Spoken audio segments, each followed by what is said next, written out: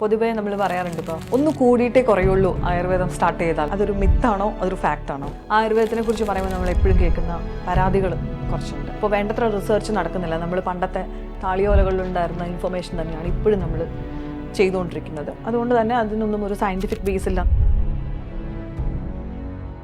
ചില പേഷ്യൻസിന് നിർബന്ധമാണ് രാവിലെ എഴുന്നേറ്റ് വയറ്റിൽ നിന്ന് പോകണം. ശരിക്കും 2 ദിവസം കൂടുമ്പോൾ പോയാലൊക്കെ മതി. ഇതൊരു 25 മീറ്റർ ഉണ്ട് ഈ സാധനം. അപ്പോൾ എല്ലാ ദിവസവും വയറ്റിൽ നിന്ന് പോകണമെന്ന് എവിടെയും ലിഖിതമായിട്ടുള്ള ഒരു സംഗതിയൊന്നുമില്ല. നിങ്ങൾക്ക് എന്താണ് അസുഖമുള്ളത്, ആ അസുഖത്തിനെ കൂട്ടുന്ന പദാർത്ഥങ്ങൾ കഴിക്കാതിരിക്കുകയും ആ അസുഖങ്ങളെ കുറയ്ക്കുന്ന പദാർത്ഥങ്ങൾ കഴിക്കുകയും ചെയ്യുന്നതാണ് പഥ്യം. നിങ്ങളുടെ അസുഖത്തിനാണ് പഥ്യം, ഒരിക്കലും മരുന്നിനല്ല. ദിനചര്യയിൽ ഏറ്റവും ആദ്യം പറയുന്ന കാര്യം ബ്രാഹ്മേ മുഹൂർത്തേ ഉത്തിഷ്ഠേ, രാവിലെ 3:30 സമയം എഴുന്നേക്കണം. അടിപൊളി. എഴുന്നേക്കണം എന്നാണ് പറയുന്നത്. ഈ ബ്രാഹ്മേ മുഹൂർത്തേ ഉത്തിഷ്ഠം എന്തിനാ? പോയി തിരിച്ച് വീണ്ടും വന്ന് കിടക്കും. ഇങ്ങനെ വർഷങ്ങളുടെ ഒരു ഇതുകൊണ്ട് കാണാണ്ട് പിടിച്ചൊരു സാധനമുണ്ട്. അപ്പോൾ അവരോട് ഞാൻ പറയും, കപ്പ, ചക്ക, ചേമ്പ്, കൂർക്ക, കാച്ചില, കടല, പുട്ട്, വൻപയർ, കശുവണ്ടിപ്പരിപ്പ്, അച്ചാറ്, എണ്ണപ്പലഹാരങ്ങൾ, ബേക്കറി സാധനങ്ങൾ, ഇറച്ചി, മീൻ, മുട്ട, പാല്, തൈര് തുടരുത്. അപ്പോൾ കഴിക്കാവുന്ന പാവയ്ക്ക, കോവയ്ക്ക, പടവലങ്ങ, കപ്പളങ്ങ, വള്ളിപ്പയർ, കുമ്പളങ്ങ, വെള്ളരിക്ക, വെണ്ടയ്ക്ക, ചുരക്ക, മുള്ളങ്കി, ക്യാരറ്റ്, ചേന കഴിക്കാം.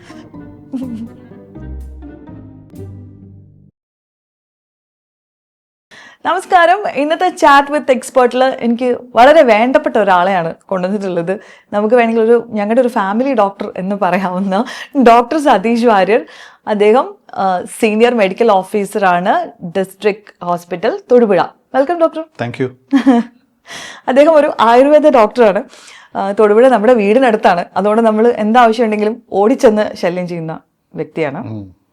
ഇവിടെ ഇങ്ങനെ ഒന്ന് കൊണ്ടിരുത്തിയപ്പോൾ എനിക്കൊരു സന്തോഷം. അല്ലെങ്കിൽ സാധാരണ നമ്മൾ കൺസൾട്ടേഷനാണ് പോയിരിക്കാറുള്ളത്. എന്തുണ്ട് ഡോക്ടർ വിശേഷം? സുഖമല്ലേ? സ്വസ്ഥം, സുന്ദരം. ഇപ്പൊ നിങ്ങൾ കാണുന്ന ഈ ഒരു പെർസ്പെക്റ്റീവിലല്ലാതെ പലരും ആലോചിക്കുന്നുണ്ട് ഇദ്ദേഹത്തെ എവിടെയോ നല്ല കണ്ടുപരിചയമുണ്ടല്ലോ എന്നുള്ളത്. അപ്പോൾ നമ്മുടെ സോഷ്യൽ മീഡിയയിൽ വളരെ സജീവമായി, പ്രത്യേകിച്ച് ആ കോവിഡ് കാലഘട്ടം തൊട്ട് ഇങ്ങോട്ടേക്ക് അമ്മയും മോനും പിന്നെ ഫാമിലി ഉൾപ്പെടെ വളരെ സജീവമായിട്ട് സർക്കാസ്റ്റിക് ആയിട്ട് കണ്ടന്റുകൾ ചെയ്യുന്ന ഒരു വ്യക്തി കൂടിയാണ്. അപ്പൊ കുറെ പേർക്ക് ഈ ഐഡന്റിറ്റി അറിയില്ലായിരുന്നു ഡോക്ടറാണെന്നുള്ളത്.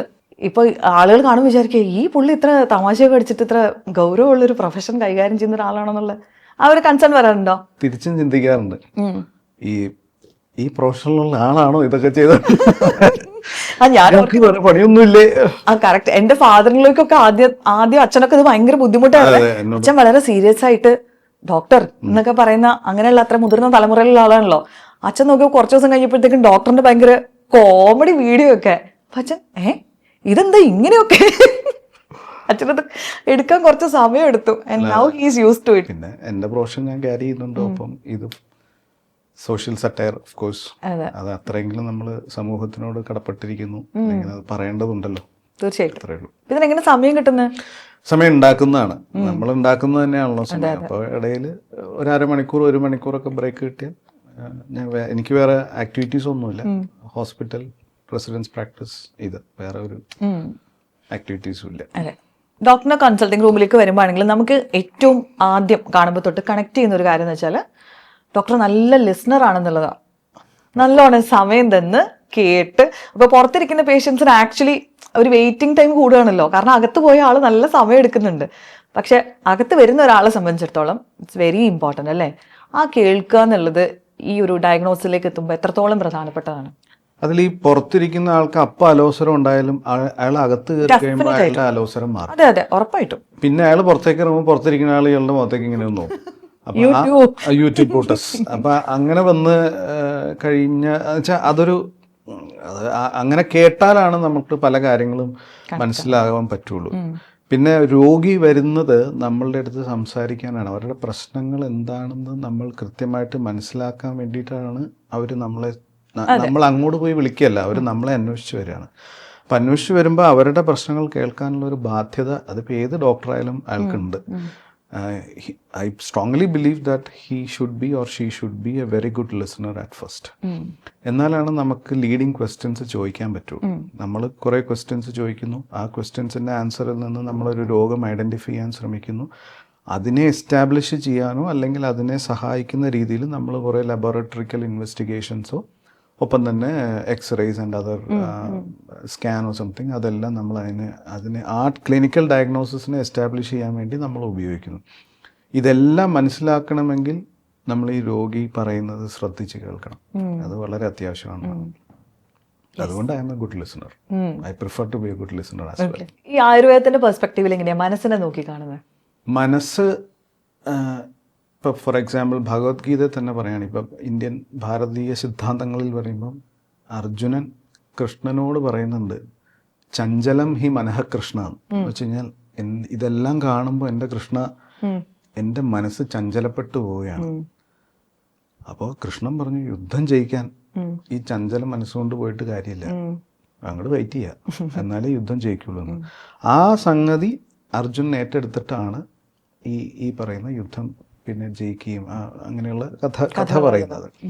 അപ്പം അത് കഥയായിക്കോട്ടെ, പക്ഷെ അതിൽ നിന്ന് മനസ്സിലാക്കേണ്ട കാര്യം, നമ്മുടെ മനസ്സ് സ്വസ്ഥമായിട്ടിരുന്നാൽ മാത്രമാണ് നമുക്ക് വ്യക്തമായിട്ട് ചിന്തിക്കാനും വ്യക്തമായിട്ട് കാര്യങ്ങൾ ചെയ്യാനും നമുക്ക് പറ്റുകയുള്ളൂ.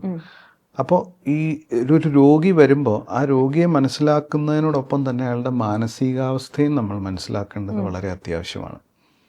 ആ രോഗി ഇരിക്കുന്ന സിറ്റുവേഷൻ, ആ രോഗി ജീവിക്കുന്ന സാഹചര്യങ്ങൾ, ആ രോഗിയുടെ അനുബന്ധിച്ചിട്ടുള്ള സാഹചര്യങ്ങൾ, രോഗിയുടെ ഫാമിലി സാഹചര്യങ്ങൾ, രോഗി ജോലി ചെയ്യുന്ന സാഹചര്യങ്ങൾ, അങ്ങനെ രോഗിയുടെ ഒരു മാനസിക നിലവാരത്തിനെ സഹായിക്കുന്ന, നല്ലതാവാനും ചീത്തയാവാനും സഹായിക്കുന്ന കാര്യങ്ങൾ ഏതൊക്കെ ഉണ്ട് എന്നുള്ളത് അറിഞ്ഞിരിക്കേണ്ടത് വളരെ അത്യാവശ്യമാണ്. അത് ആ പെർസ്പെക്റ്റീവ് നമ്മൾ ആ പേഷ്യൻറ്റിനോട് സംസാരിക്കുമ്പോൾ നമുക്ക് മനസ്സിലാവും. ചികിത്സയിൽ അത് വളരെ വളരെ വളരെ അത്യാവശ്യമാണ്. പ്രത്യേകിച്ച് ഇന്നത്തെ കാലഘട്ടത്തിൽ പണ്ടുള്ളതിനേക്കാളും നമുക്ക് environmental stress, physical stress, emotional stress, working stress, ഇതെല്ലാം നമുക്ക് കൂടുതലാണ്. നമ്മൾ വരുത്തി വയ്ക്കുന്നതാണ് ഈ കൂടി, നമുക്കത് കൂടുതലാണ്. അപ്പം ആ പെർസ്പെക്റ്റീവിൽ നമ്മൾ കാണുമ്പോൾ നമ്മൾ എപ്പോഴും മാനസിക ആരോഗ്യവും കൂടി ആയുർവേദ ചികിത്സ മാത്രമല്ല എല്ലാ വിഭാഗ ചികിത്സാ രീതികളിലും അത് ഉൾക്കൊള്ളിക്കാറുണ്ട്. അത് കംപ്ലീറ്റ്ലി അതിനെ ഉൾക്കൊണ്ടുകൊണ്ട് തന്നെയാണ് മരുന്നുകൾ എഴുതാൻ, ചികിത്സ നിശ്ചയിക്കാറ്. ഇപ്പോൾ മനസ്സിന്റെ ഒരു പ്രശ്നം കൊണ്ട് മാനിഫെസ്റ്റ് ചെയ്യുന്ന പലതരത്തിലുള്ള കണ്ടീഷൻസ് ഉണ്ടാവുമല്ലോ. അതുപോലെ ശരീരത്തിന്റെ പ്രശ്നം തീർച്ചയായിട്ടും മനസ്സിനെ, ഇത് അങ്ങോട്ടും ഇങ്ങോട്ടും ഇന്റർ കണക്റ്റഡ് ആയിട്ടുള്ള ഒരു കാര്യമാണല്ലോ. അപ്പൊ ഇതുപോലെ ഒരു സ്ട്രെസ് ആണ്, അല്ലെന്നുണ്ടെങ്കിൽ ഇത്തരത്തിലുള്ളൊരു മാനസിക പ്രശ്നമാണ് ഇയാൾക്ക് ഈ പ്രശ്നം ഉണ്ടാക്കുന്നത് എന്നുള്ള അങ്ങനെയുള്ള കൺക്ലൂഷനിൽ എത്തുന്ന കേസുകൾ വരാറുണ്ട് ഇഷ്ടംപോലെ. അതും ഈ പറഞ്ഞ പോലെ നമുക്ക് ഒന്നാമത്തെ കാര്യം, ഈ കുറെ എക്സ്പീരിയൻസ് ആയി കഴിയുമ്പോൾ ഈ രോഗി നടന്ന് കയറി വരുമ്പോൾ തന്നെ നമുക്ക് മനസ്സിലാവും ഇവൻ എന്തൊക്കെയാണ് ബേസിക്കലി പ്രശ്നമുള്ളത് എന്ന്. ഇപ്പം ആയുർവേദ സിദ്ധാന്ത പ്രകാരം പറയുകയാണെങ്കിൽ ദർശനം, സ്പർശനം, പ്രശ്നം, ഈ 3 കാര്യങ്ങൾ ഉപയോഗിച്ചിട്ട് വേണം രോഗിയെ പരീക്ഷിക്കാൻ എന്നാണ് പറയുക. അതിൽ ആദ്യം പറഞ്ഞിരിക്കുന്ന ഭാഗം ദർശനമാണ്, കണ്ട് മനസ്സിലാക്കേണ്ട കുറേ കാര്യങ്ങൾ. പിന്നീടാണ് സ്പർശനത്തിന് തൊട്ട് മനസ്സിലാക്കേണ്ട കുറേ കാര്യങ്ങൾ. അത് കഴിഞ്ഞിട്ടാണ് പ്രശ്നമുള്ളൂ, ചോദിച്ച് മനസ്സിലാക്കേണ്ട കുറേ കാര്യങ്ങൾ. അപ്പോൾ അന്ന് പണ്ടത്തെ കാലത്ത് ആയുർവേദ ഗ്രന്ഥങ്ങൾ എഴുതിയിരുന്നപ്പോൾ ഈ ആയുർവേദ ചികിത്സകൾ അല്ലെങ്കിൽ ഗ്രന്ഥങ്ങളിൽ മനസ്സിലാക്കിയിരുന്നത് അനുമാനം എന്ന് പറയുന്ന ഒരു പ്രക്രിയയുണ്ട്. അത് അവിടെ പുകയുന്നുണ്ടെങ്കിൽ അതിൻ്റെ അടിയിൽ നമുക്ക് തീയുണ്ട് എന്ന് പറയുന്ന ആ പ്രക്രിയയിൽ കൂടെയാണ് പലതും മനസ്സിലാക്കിയിരുന്നത്. അന്ന് ഇത്രയും സോഫിസ്റ്റിക്കേറ്റഡ് ആയിട്ടുള്ള സാധനങ്ങളൊന്നും ഇല്ലല്ലോ. അപ്പോൾ അവർ പലതും കണ്ടും കേട്ടും നമ്മുടെ ജ്ഞാനശക്തി ഉപയോഗിച്ചിട്ട്, പഞ്ചേന്ദ്രിയങ്ങളുടെ ശക്തി ഉപയോഗിച്ചിട്ട് മനസ്സിലാക്കിയിട്ടുള്ള കാര്യങ്ങളാണ് ആദ്യം പ്രഡോമിനൻസ് കൊടുത്തിരുന്നത്. നമ്മുടെ പ്രാക്ടീസിൽ വരുമ്പോഴും കുറേ എക്സ്പീരിയൻസ് ആയി കഴിയുമ്പോൾ ഒരാൾ നടന്ന് കയറി വരുമ്പോൾ മുതൽ അയാളുടെ ഇപ്പോൾ ഫോർ എക്സാമ്പിൾ കൈ ഇവിടെ വേദനയുള്ള ആളാണെങ്കിൽ ഒബ്വിയസ്ലി കൈ ഇങ്ങനെ പിടിക്കുകയുള്ളൂ, ഇങ്ങനെ പിടിച്ചിട്ടേ വരുള്ളൂ. കാലിന് വയ്യാകേണ്ടയാൾ ചട്ടിയിട്ടേ വരുള്ളൂ. ഡയബറ്റീസ് ഉള്ള ഒരാൾക്ക് ഒരു ഡയബറ്റിക് ഫേസ് ഉണ്ടാവും. ഇപ്പം തൈറോയ്ഡ് ഉള്ള ഒരാൾക്ക് ഒരു തൈറോയ്ഡ് ഫേസ് ഉണ്ടാവും. അപ്പം ഇപ്പം patient is obese or not, അങ്ങനെ കുറേ സാധനങ്ങൾ ഉണ്ടാവും. അപ്പോൾ ഒരു മെൻ്റലി കുറച്ച് ഇഷ്യൂ ഉള്ള ഒരാളാണെങ്കിൽ അയാളുടെ മനസ്സത്ര ശരിയല്ല എന്നുണ്ടെങ്കിൽ you can see that worry on his face. ആ കണ്ണിൽ അത് കാണാം, ആ പെരുമാറ്റത്തിൽ അത് കാണാം, മുഖത്തിൻ്റെ ഭാവത്തിൽ അത് കാണാൻ പറ്റും. അപ്പം അത് കാണുമ്പോഴേ നമ്മളിവിടെ ഒരു കുത്തു വെച്ചിടും. അപ്പം ആ ഒരു ഇമോഷൻ നമുക്കത് റീഡ് ചെയ്യാൻ പറ്റും. വന്നിരുന്ന് കഴിയുമ്പോൾ ഉണ്ടാവുന്ന മാനറിസംസ്, ഒരു പേഷ്യൻ്റ് വന്നിരിക്കാൻ പറയുമ്പോൾ ഇരുന്ന് കഴിഞ്ഞതിന് ശേഷമുള്ള മാനറിസംസ്, ആ മാനറിസത്തിൽ നിന്നും നമുക്കൊരു പേഷ്യൻറ്റിന് മാനസികമായിട്ടുള്ള ബുദ്ധിമുട്ടുകളുണ്ടോ എന്നുള്ളത് അറിയാൻ പറ്റും. രണ്ടാമത് മൂന്നാമത് കൂടെ ഇരിക്കുന്ന ആളുകളെ അങ്ങോട്ടും ഇങ്ങോട്ടും നോക്കുന്നതും പറയുമ്പോൾ അവരെയൊക്കെ ശ്രദ്ധിക്കുന്ന മാനറിസംസ്, അതൊക്കെ അതിൽ പെടുന്നതാണ്. പിന്നെ നമ്മൾ പറയുന്നതിനേക്കാൾ ഉപരി അവരിങ്ങനെ സംസാരിച്ചുകൊണ്ടിരിക്കും, അവരുടെ പ്രശ്നങ്ങൾ ഇങ്ങനെ പറഞ്ഞുകൊണ്ടിരിക്കും. അപ്പോൾ ഇതെല്ലാം കൂട്ടി വായിക്കുമ്പോൾ whether he or she has a mental fitness or not. മാനസിക രോഗി എന്ന് പറയാൻ പറ്റില്ല. ചിലപ്പോൾ സോഷ്യൽ ആങ്സൈറ്റി ആയിരിക്കാം, സ്ട്രെസ് ആയിരിക്കാം, ഇമോഷണൽ ഡിസ്റ്റർബൻസസ് ആയിരിക്കാം, ഡിപ്രസീവ് ആക്ടിവിറ്റീസ് എന്തെങ്കിലും മനസ്സിൽ നടക്കുന്നതായിരിക്കാം. പക്ഷെ എന്തോ ഹി ഓർ ഷീ സൈക്കോളജിക്കലി ഇൽ എന്നുള്ളൊരു ഫീല് നമുക്ക് ആ പേഷ്യൻറ്റിൽ നിന്ന് കിട്ടും. അങ്ങനെ വരുമ്പോൾ ഇപ്പോൾ ഫോർ എക്സാമ്പിൾ ഇപ്പോൾ ഏറ്റവും കൂടുതൽ കണ്ടുവരുന്ന ഒരു ഡിസീസാണ് ഫൈബ്രോമയാൾജിയ എന്ന് പറയുന്ന ഒരു disease. You have pain everywhere in the body in spite of the fact that there is nothing in the blood work. എല്ലാം നോർമൽ ആയിരിക്കും, പ്രത്യേകിച്ച് പ്രശ്നങ്ങളൊന്നും ഉണ്ടാവില്ല. ഇത് സോഷ്യൽ സ്ട്രെസ്, ആങ്സൈറ്റീസ് റെലവൻ്റ് ആയിട്ട് നിൽക്കും. ചിലപ്പോൾ വല്ല ഹൈപ്പോതൈറോയിഡിക് ആക്ടിവിറ്റി വളരെ മൈൽഡായിട്ടോ അല്ലെങ്കിൽ പ്രീ ഡയബറ്റിക് ഫേസ് എന്തെങ്കിലും മൈൽഡായിട്ടോ ഒക്കെ കാണുന്ന മാത്രമേ ഉണ്ടാവുള്ളൂ. പക്ഷെ ഈ പെയിൻ, മേല് മുഴുവൻ വേദന എന്ന് പറയുന്നത്, അത് ശരിക്കും ഇറ്റ്സ് എ സൈക്കോളജിക്കൽ ഡിസോർഡർ ആയിട്ട് ട്രീറ്റ് ചെയ്യേണ്ട ഒരു സാധനമാണ്. The patient needs an emotional support as well. So അങ്ങനെ നമ്മൾ സംസാരിച്ച് വരുമ്പോൾ പല രോഗങ്ങളും മെഡിസിനേക്കാൾ ഉപരി നമുക്ക് അവരുടെ മാനസിക നിലവാരം കറക്റ്റ് ചെയ്താൽ ഈ അസുഖം കംപ്ലീറ്റ് ആയിട്ട് മാറും എന്നുള്ളത് നമുക്ക് കേൾക്കുമ്പോൾ മനസ്സിലാവും.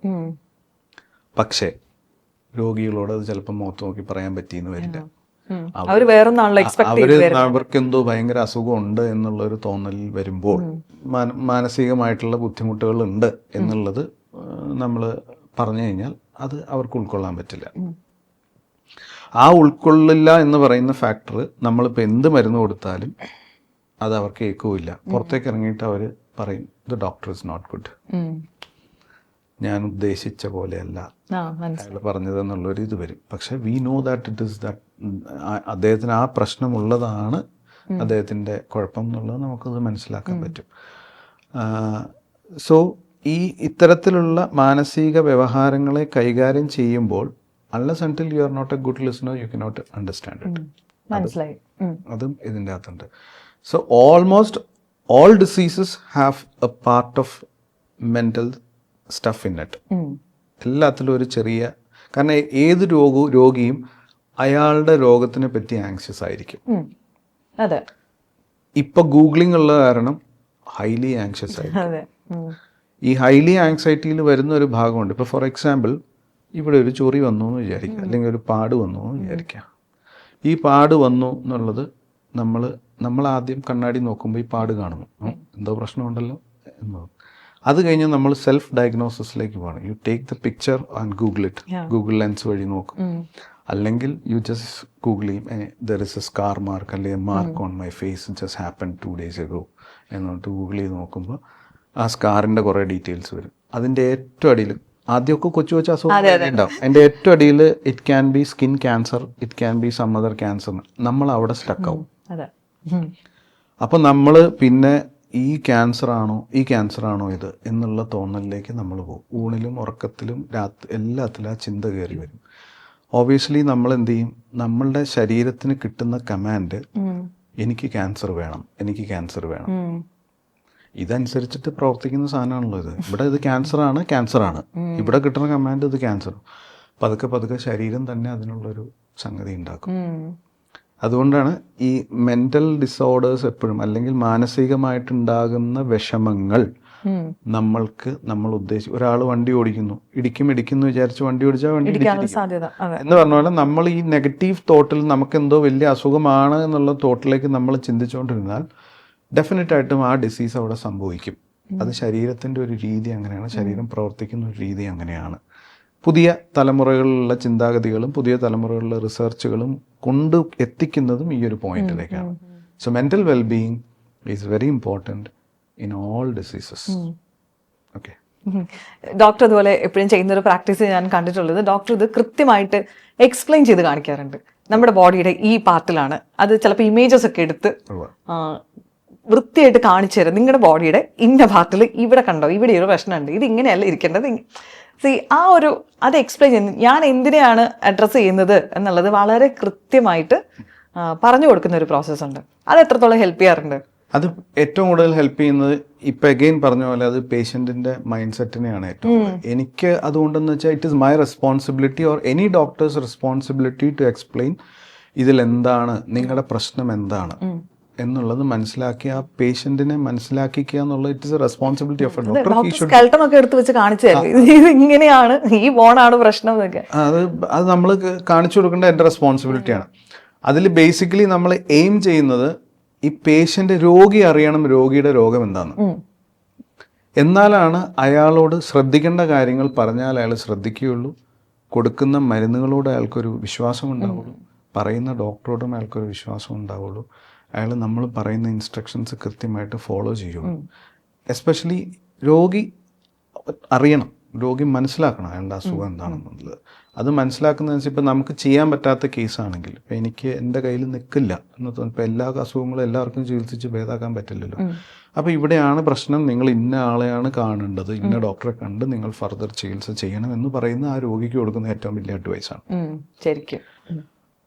അപ്പോൾ അത് അവിടെ എത്തിക്കുക എന്നുള്ളത് ആ രോഗത്തിന് പൂർണ്ണമായിട്ടുള്ളൊരു സൗഖ്യം അങ്ങനെ കൊടുക്കാനും പറ്റും എന്നുള്ളത് അതും എൻ്റെ റെസ്പോൺസിബിലിറ്റിയാണ്, എനി ഡോക്ടേഴ്സ് റെസ്പോൺസിബിലിറ്റിയാണ്. ആയുർവേദത്തിനെ കുറിച്ച് പറയുമ്പോൾ നമ്മൾ എപ്പോഴും കേൾക്കുന്ന പരാതികൾ കുറച്ചുണ്ട്. അതായത് ഇപ്പോൾ വേണ്ടത്ര റിസർച്ച് നടക്കുന്നില്ല. നമ്മൾ പണ്ടത്തെ താളിയോലകളിലുണ്ടായിരുന്ന ഇൻഫർമേഷൻ തന്നെയാണ് ഇപ്പോഴും നമ്മൾ ചെയ്തുകൊണ്ടിരിക്കുന്നത്. അതുകൊണ്ട് തന്നെ അതിനൊന്നും ഒരു സയന്റിഫിക് ബേസ് ഇല്ല എന്നുള്ളത് നമ്മളെപ്പോഴും കേൾക്കുന്ന ഒരു കാര്യമാണ്. അപ്പം ഡോക്ടറിന് ആ ഒരു കോണ്ടെക്സ്റ്റിൽ എന്താ പറയാനുള്ളത്? ഇപ്പോൾ എത്രത്തോളം റിസർച്ചസ് അതിനകത്ത് നടക്കുന്നുണ്ട്? ഇപ്പോൾ ഒരുപാട് റിസർച്ചസ് നടക്കുന്നുണ്ട്. കാരണം ഫോർ എക്സാമ്പിൾ കുറേ വർഷങ്ങൾ ഞങ്ങൾക്കൊരു ഡ്രഗ് കൺട്രോളറേ ഉണ്ടായിരുന്നില്ല. അപ്പോൾ ഇവിടെ ഒരുപാട് അഡൾട്രേഷൻസ് നടന്നിരുന്നു. ഓക്കെ. ഈ അഡൾട്രേഷൻസ് നടന്നതിൻ്റെ ഭാഗമായിട്ട് ഒരുപാട് പഴികൾ അന്ന് കേട്ടതിൻ്റെ ബാക്കി ഇപ്പോഴും കേട്ടുകൊണ്ടിരിക്കുന്നു. പക്ഷേ ഇപ്പോൾ ഒരു തലമുറ വ്യത്യാസം അതിൽ വന്നപ്പോൾ സ്വാഭാവികമായിട്ടും നമുക്കിപ്പോൾ ഒരു ഡ്രഗ് കൺട്രോളർ ഉണ്ട്. നമ്മളുടെ മെഡിസിൻസ് എല്ലാം ഇപ്പോൾ ഗുഡ് മാനുഫാക്ചറിങ് പ്രാക്ടീസ് എന്നുള്ള ഒരു സീൽഡ് ഗവൺമെൻറ് സർട്ടിഫൈഡ് മെഡിസിൻസാണ് ഇപ്പോൾ നമ്മൾ ഉപയോഗിക്കുന്നത്. ഇപ്പോൾ റിസർച്ച് ഇൻസ്റ്റിറ്റ്യൂട്ട്സ് ഒരുപാട് റിസർച്ചുകൾ ചെയ്യുന്നുണ്ട്. മോസ്റ്റ്ലി ഇപ്പോൾ അതിൻ്റെ ജേർണൽസ് എല്ലാം നെറ്റ് നോക്കിയാൽ കിട്ടും.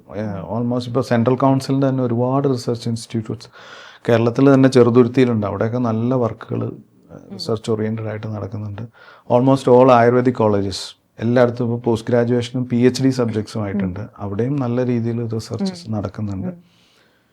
റീസെൻ്റായിട്ട് എന്താ പറയുക,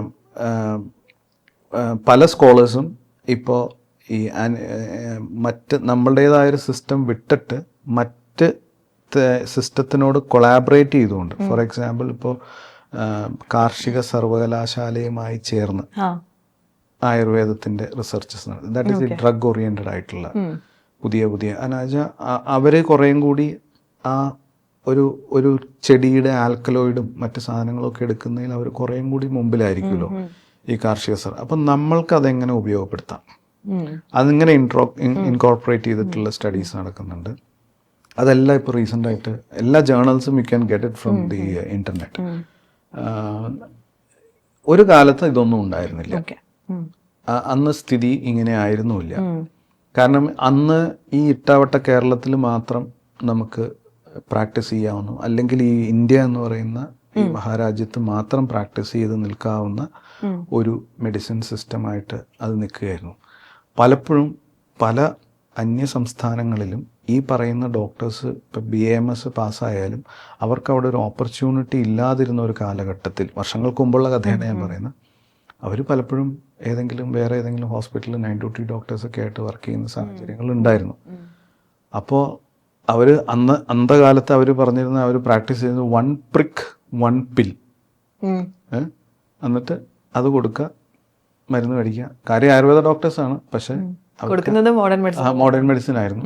അങ്ങനെ പല സംസ്ഥാനങ്ങളിലും നടന്നിട്ടുള്ള കഥകൾ നമ്മൾ പേപ്പറിൽ വായിച്ചിട്ടുണ്ട്. പക്ഷെ അന്നും ഇന്നും ജെനുവിൻ ആയിട്ടുള്ള ഒരു ആയുർവേദിക് പ്രാക്ടീസ് നടന്നിരുന്നത് കേരളത്തിൽ മാത്രമാണ്. അതുകൊണ്ടാണ് കേരള ചികിത്സയ്ക്ക് ഭയങ്കര ഡിമാൻഡുമാണ്. ഇന്ന് ഈ ഹോളിസ്റ്റിക് അപ്രോച്ചസ് എല്ലാ കാര്യങ്ങളിലും വന്നപ്പോൾ, യോഗയും ഭയങ്കരമായിട്ട് ഡെവലപ്പ് ചെയ്തപ്പോൾ ആളുകളുടെ ശ്രദ്ധ കുറേയും കൂടി ആയുർവേദത്തിലേക്ക് വന്നു. ഇപ്പോൾ ഒരു വേൾഡ് വൈഡ് അറ്റൻഷൻ നമുക്ക് കിട്ടുന്നുണ്ട്. ഈ വേൾഡ് വൈഡ് അറ്റൻഷൻ കിട്ടുന്ന സമയത്ത് നമ്മളുടെ കാര്യങ്ങൾ നമ്മൾ പ്രതിഫലിപ്പിക്കുമ്പോൾ നമ്മൾ ഏതെങ്കിലും ഒരു കഥ പറഞ്ഞിട്ട് കാര്യമില്ല. അപ്പോൾ അതിന് വ്യക്തമായ ഒരു ഡോക്യുമെന്റഡ് സാധനം കൊടുക്കണം. ഇപ്പോൾ ഒരു ദശമൂലാരിഷ്ടം കഴിച്ചു, ആ ദശമൂലാരിഷ്ടത്തിന്റെ കണ്ടന്റുകൾ എന്തൊക്കെയാണ്, ആ കണ്ടന്റുകളിൽ എന്തൊക്കെയാണ് മെഡിസിനൽ പ്രോപ്പർട്ടി ഉള്ളത്, ഇത് എന്തുകൊണ്ട് ഇതൊരു അരിഷ്ടമാക്കി. നിങ്ങൾക്ക് വെള്ളത്തിൽ കലക്കി കുടിക്കായിരുന്നല്ലോ, പക്ഷെ എന്തുകൊണ്ട് ഇതൊരു ഒരു ഫെർമെന്റഡ് ലിക്വിഡ് ആക്കി, ഈ സാധനം ഉള്ളിൽ ചെന്നാൽ എന്താണ് സംഭവിക്കുക, ഈ സാധനം ഓരോ സെല്ലുലാർ ആക്ഷൻ എങ്ങനെയാണ്, ഇങ്ങനെയുള്ള സ്റ്റഡീസ് നമ്മൾ കാണിച്ചു കൊടുക്കേണ്ടതായിട്ടുണ്ട്. അത് it's a responsibility of all the ayurvedic ഫെറ്റേണിറ്റീസ്.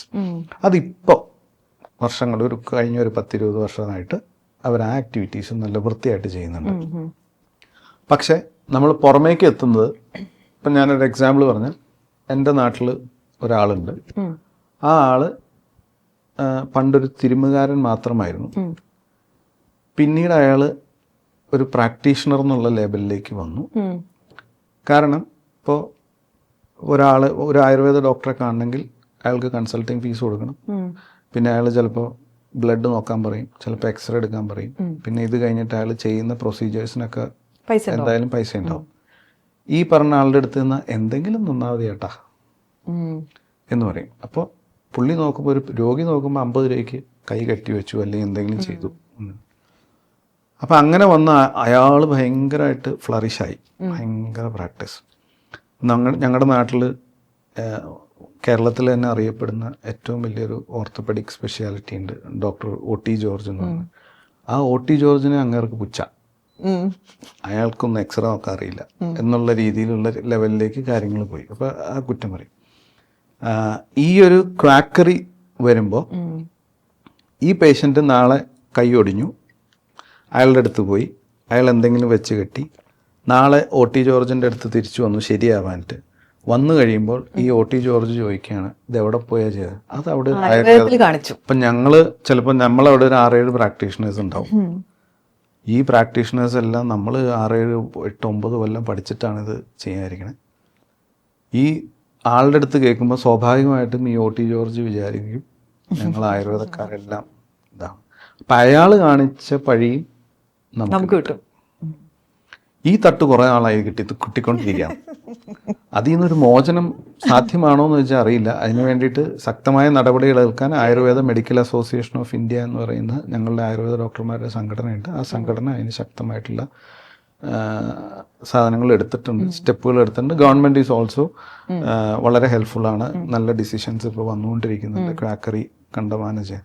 പക്ഷെ ഈ പേര് നമുക്ക് കിട്ടുന്നതുകൊണ്ട് സ്വാഭാവികമായിട്ടും പല ആളുകൾ ഇതുപോലെ, ഇതൊരാളുടെ അനുഭവമല്ല ഞാൻ പറഞ്ഞത്, ഇതുപോലെ പല ഹോസ്പിറ്റൽസ്, കേരളത്തിലെ വെൽ എസ്റ്റാബ്ലിഷ്ഡ് ആയിട്ടുള്ള പല ഹോസ്പിറ്റൽസിൽ ചെല്ലുമ്പോഴും ഇത്തരത്തിലുള്ള കഥകൾ അവർക്ക് കേൾക്കുമ്പോൾ സ്വാഭാവികമായിട്ട് അവർ വിചാരിക്കും ആയുർവേദം ഇങ്ങനെയാണ്. പക്ഷെ ജെന്യുവൻ പ്രാക്ടീഷണേഴ്സിന്റെ അടുത്തേക്ക് ട്രീറ്റ്മെന്റിന് വേണ്ടി പേഷ്യന്റിനെ വിടുന്ന അലോപ്പതി ഡോക്ടേഴ്സും ഉണ്ട്. എൻ്റെ അനുഭവത്തിൽ ഇഷ്ടം പോലെ ആളുകളുണ്ട്. എനിക്ക് റെഫർ ചെയ്ത് തരുന്ന ഒരുപാട് മോഡേൺ സിസ്റ്റം പ്രാക്ടീസ് ചെയ്യുന്ന ഡോക്ടേഴ്സ് ഉണ്ട്. അത് എന്താന്ന് വെച്ച് കഴിഞ്ഞാൽ നമ്മളത് പഠിച്ചിട്ടുണ്ട്, നമ്മളത് കൃത്യമായിട്ടേ ചെയ്യുള്ളൂ. ആ ഒരു ഇൻസ്ട്രക്ഷൻ ഞാൻ റെഗുലർലി അതിന് ഫീഡ്ബാക്സും ഞാൻ കൊടുക്കാറുണ്ട്. എനിക്കൊരു റെഫറൻസ് തന്നാൽ ഞാനതിന് ഫീഡ്ബാക്കും കൊടുക്കാറുണ്ട്. അതെല്ലാം അതിൻ്റെ ഉള്ളിൽ പോകുന്നതുകൊണ്ടാണ്. So what I mean to say is, ഇത് ഈ പറയുന്ന ജെനുവിനിറ്റി ഉണ്ടാക്കിയെടുക്കുക എന്ന് പറയുന്നത് മറ്റൊരാളുടെ റെസ്പോൺസിബിലിറ്റി അല്ല, ഞങ്ങൾ ആയുർവേദ ഫെറ്റേണിറ്റിയുടെ റെസ്പോൺസിബിലിറ്റിയാണ്. ഇപ്പം ഞാൻ വർക്ക് ചെയ്യുന്ന ഹോസ്പിറ്റലിൽ IP കേസ് എല്ലാം ഉണ്ട്. അപ്പോൾ ഈ ഡോക്യുമെൻറ്റിംഗ് സിസ്റ്റം ആരംഭിച്ചത് മുതൽ നമ്മൾക്ക് ആ റിസർച്ച് പ്രോസസ്സിങ് നല്ല, എല്ലാ വർഷവും നമ്മൾ ഗവൺമെൻറ്റിലേക്ക് കൃത്യമായിട്ട് നമ്മൾ ഇന്ന രോഗങ്ങൾക്ക് ട്രീറ്റ് ചെയ്തു, ഇന്ന മെഡിസിൻസ് ആണ് കൊടുത്തിരിക്കുന്നത്, ഇന്ന റിസൾട്ട് നമുക്ക് അതിൽ ഉണ്ടായിട്ടുണ്ടെന്നുള്ള ഡോക്യുമെന്റ്സ് നമ്മൾ ഗവൺമെന്റിലേക്ക് പോലും സബ്മിറ്റ് ചെയ്യുന്നുണ്ട്. അതെല്ലാ ഗവൺമെന്റ് ഇൻസ്റ്റിറ്റ്യൂഷൻസിലും നടക്കുന്നുണ്ട്, പ്രൈവറ്റ് മാനേജ്മെന്റ്സിലും അത് നടക്കുന്നുണ്ട്. സോ ഇനീഷ്യലി ഇപ്പം നടക്കുന്ന പ്രധാനമായിട്ടും 2 തരത്തിലുള്ള ട്രയലുകളാണ് അല്ലെങ്കിൽ റിസർച്ച് വർക്കുകളാണ്. ഒന്ന്, നമ്മളുടെ താളിയോല ഗ്രന്ഥങ്ങളിൽ പറഞ്ഞിട്ടുണ്ട് എന്ന് പറയപ്പെടുന്ന, താളിയോല ഗ്രന്ഥങ്ങളൊക്കെ ഉണ്ടായിരുന്നു, ഇപ്പോൾ കുറേയൊക്കെ മിസ്സിങ് ആണ്, എന്നാലും അതെല്ലാം നമ്മളുടെ മനസ്സിലാവുന്ന ഭാഷയിലേക്ക് ട്രാൻസ്ക്രിപ്റ്റ് ചെയ്യുന്നുണ്ട്. 2, ഈ പറയുന്ന സാധനങ്ങളിലെല്ലാം എഫിക്കസി ഉണ്ടോ, ഉണ്ടായിരുന്നുകൊണ്ടാണ് അതിപ്പോഴും പ്രാക്ടീസ് ചെയ്യുന്നത്, അതിൻ്റെ എഫിക്കസി ഏത് രീതിയിലാണ് നടക്കുന്നത് എന്നുള്ളത് ഇപ്പോൾ റിസർച്ച് ചെയ്യുന്നുണ്ട്. മൂന്നാമത് നമ്മൾക്കിപ്പോൾ ഒരുപാട് അനിമൽ സ്റ്റഡീസ്, ഈ ഒരു റിസർച്ചിന് ഒരു ടോപ്പിക് എടുത്തു കഴിഞ്ഞാൽ ആ ടോപ്പിക്ക് നമ്മൾ ഈ മനുഷ്യൻ്റെ ശരീരത്തിൽ എങ്ങനെ ആക്ട് ചെയ്യുന്നു എന്നുള്ളത് അറിയാവുന്ന രീതിയിലുള്ള അനിമൽ സ്റ്റഡീസ് ഉൾപ്പെടെയുള്ള സാധനങ്ങൾ, അതായത് ഡ്രഗിൻ്റെ ആയിക്കോട്ടെ മറ്റേ ഡിസീസിന് എഗൻസ്റ്റ് ആയിട്ട് നടക്കുന്ന എന്തിൻ്റെ ആണെങ്കിലും ഇപ്പോൾ റിസർച്ച് ആക്ടിവിറ്റീസ് ഒരുപാട് നടക്കുന്നുണ്ട്. അത് പുറം ലോകത്തേക്ക് എത്തുന്നത് കുറച്ച് കുറവാണെന്നുള്ളതാണ് എൻ്റെ വ്യക്തിപരമായിട്ടുള്ള എനിക്ക് തോന്നിയിട്ടുള്ള ഒരു കാര്യങ്ങൾ. അതുകൊണ്ട് ഈ പറയുന്ന അലിഗേഷൻസ് നമ്മുടെ മേളിൽ പിന്നെയും വന്നുകൊണ്ടിരിക്കുന്നുണ്ട്. അപ്പം ഞാനൊക്കെ അതിനെപ്പറ്റി അവയർനെസ് കാര്യങ്ങൾ ഒരുപാട് സംസാരിച്ചിട്ടുണ്ടെങ്കിലും അത് ആളുകൾക്ക് കുറ്റം പറയുന്നത് കേൾക്കാനാണ് ഇഷ്ടം തോന്നുന്നു. അങ്ങനെ ഒരു activities are going very well. അതൊരു 3-4 വർഷത്തിനുള്ളിൽ ഈ പറഞ്ഞ സ്റ്റോറി ഇപ്പം ആളുകൾ കുറ്റം പറയുന്നതെല്ലാം മാറ്റി പറയേണ്ട ഒരു സാഹചര്യം ഉറപ്പായിട്ടും ഉണ്ടാവും. നമ്മൾ ഈ ഓവർ ദ കൗണ്ടർ പോയിട്ട് ഈ അരിഷ്ടം, ലേഹ്യം, കഷായം പോലെയുള്ള സംഭവങ്ങൾ നമ്മുടെ ഇഷ്ടത്തിന് മേടിച്ച് കഴിക്കുന്ന ഒരു പ്രാക്ടീസ് പണ്ടുതൊട്ടേയുണ്ട്. അപ്പം അതുപോലെ തന്നെ മെഡിസിൻ്റെ സൈഡ് എഫക്ട്സിനെ കുറിച്ച് പലപ്പോഴും പറഞ്ഞു കേൾക്കാറുള്ളതാണ്. ആയുർവേദ മെഡിസിൻ ഇത്ര കാലത്തോളം ഇങ്ങനെ യൂസ് ചെയ്തിട്ടാണ് കിഡ്നി പോയത്, ലിവർ പോയത് പോലെയുള്ള കമൻറ്റുകൾ നമ്മൾ ഫ്രീക്വൻ്റ് ആയിട്ട് കേൾക്കാറുണ്ട്. അപ്പോൾ ഇങ്ങനെ മെഡിസിൻ്റെ സൈഡ് എഫക്ട്സ് അറിയാതെ ഓവർ ദ കൗണ്ടർ മെഡിസിൻ എടുക്കുന്നത് എത്രത്തോളം പ്രശ്നം ഉണ്ടാക്കുന്നുണ്ട്? തീർച്ചയായിട്ടും ഉണ്ട്. കാരണം ഓവർ ദ കൗണ്ടർ മെഡിസിൻസ് ഇപ്പോൾ ഒരുപാട് ഇപ്പം തന്നെ ഗവൺമെൻറ് പരസ്യങ്ങളിൽ കുറേ നിയന്ത്രണം വരുത്തി ഇല്ലേ. പണ്ട് എങ്ങനെയാണെന്ന് വെച്ച് കഴിഞ്ഞാൽ ഇപ്പൊ പരസ്യത്തിൽ അഭിനയിക്കുന്നവർക്ക് പോലും ഒരുപക്ഷെ അറിയുന്നുണ്ടാവും ആ പറയുന്ന കാര്യത്തിൽ ജെന്യൂനിറ്റി ഇല്ലെങ്കിൽ എൻക്വയറി വരും. അങ്ങനെ ഒരു സംഗതിയിലേക്ക് പോയി. അത് ഞങ്ങളുടെ മെഡിക്കൽ അസോസിയേഷന്റെ ഒരു ശക്തമായ ഇടപെടലിന്റെ അടിസ്ഥാനത്തിലാണ്. കാരണം പലപ്പോഴും നമ്മൾ എത്രയോ ആളുകളെ എന്തൊക്കെ ഈ ആയുർവേദ പരസ്യങ്ങൾ കാണിച്ച്, ഞാൻ ബ്രാൻഡുകളൊന്നും പറയുന്നില്ല, പക്ഷെ പറയാതെ തന്നെ എനിക്ക് എല്ലാം മനസ്സിലാവുന്നുണ്ട്. എത്രയോ ആളുകളെ പറ്റിച്ചുകൊണ്ടേയിരുന്നു വർഷങ്ങളോളം. അപ്പൊ അതിനൊക്കെ ഇപ്പൊ അങ്ങനത്തെ പരസ്യങ്ങൾ തന്നെ വളരെ കുറവാണ്. അതിന് ഈ OTCയിൽ പോയിക്കൊണ്ടിരുന്ന കുറെ പ്രോഡക്റ്റുകൾ ഇപ്പൊ പതുക്കെ മൂവിങ് അല്ലാതായി. രണ്ടാമത്തെ കാര്യം, ഇപ്പോൾ അരിഷ്ടം, ആസവം എന്നൊക്കെ പറഞ്ഞ് ഞങ്ങൾ ഉപയോഗിക്കുന്ന മരുന്നുകളുണ്ട്. അത് ബേസിക്കലി ഒരു ആൽക്കഹോളിക് ബേസ് ആണ്, ഫെർമെന്റഡ് ആണ് ആ സാധനം. It's just like A wine. ആ ഒരു ആക്ടിവിറ്റിയാണ്. സോ അതെന്താന്ന് വെച്ച് കഴിഞ്ഞാൽ, ഒരു ചെടിയുടെ നമ്മൾ എടുക്കുന്ന ഭാഗം അല്ലെങ്കിൽ ആ മരുന്നിൻ്റെ ഭാഗം which ever is alcohol soluble and water soluble, അത് അതിൽ നിന്ന് എക്സ്ട്രാക്ട് ചെയ്തെടുക്കുന്നു. അത് നമ്മുടെ ശരീരത്തിലേക്ക് കൊടുക്കുന്നു. മദ്യം കഴിക്കുമ്പോൾ ഉണ്ടാകുന്ന ആ ഫാസ്റ്റ് ആക്ഷൻ പോലെ തന്നെ ഒരു മിനിമൽ ഡോസിൽ ആ മരുന്ന് കൊടുക്കുമ്പോൾ നമുക്കൊരു ഫാസ്റ്റ് ആക്ടിങ് മെഡിസിനായിട്ട് അതിനെ ഉപയോഗിക്കുന്നു. അതൊരു ഇത്ര ദിവസത്തിൽ കൂടുതൽ കൊടുക്കാനും പാടില്ല. അതിൽ കൂടുതൽ കൊടുത്തു കഴിഞ്ഞാൽ ഏത് മനുഷ്യൻ അടിച്ചാലും അത് ആൽക്കഹോളിന്റെ എഫക്റ്റ് തന്നെ ചെയ്യും. ഒരു 5 ദിവസം 6 ദിവസം ഒക്കെ മാക്സിമം കൊടുക്കുക. ഇവിടെ മാസങ്ങളോളം അരിഷ്ടം കഴിക്കുന്ന മനുഷ്യരെ എനിക്കറിയാം. അതെന്താന്ന് വെച്ച് കഴിഞ്ഞാൽ, ഇതിൽ പണ്ട് എങ്ങനെയാണെന്ന് വെച്ച് കഴിഞ്ഞാൽ, എനിക്ക് അറിയാവുന്ന ഒരു കഥയും കൂടെ ഞാൻ ഇതിൽ പറയാം. ഒരു പ്രമുഖനായ വ്യക്തിയുടെ ഒരു പ്രമുഖനായ PA, രണ്ടുപേരും മരിച്ചുപോയി. അപ്പോൾ അദ്ദേഹം എന്തായിരുന്നു വെച്ച് കഴിഞ്ഞാൽ, അദ്ദേഹത്തിന് ഇടയ്ക്കിടയ്ക്ക് ചാർജ് ചെയ്യണം.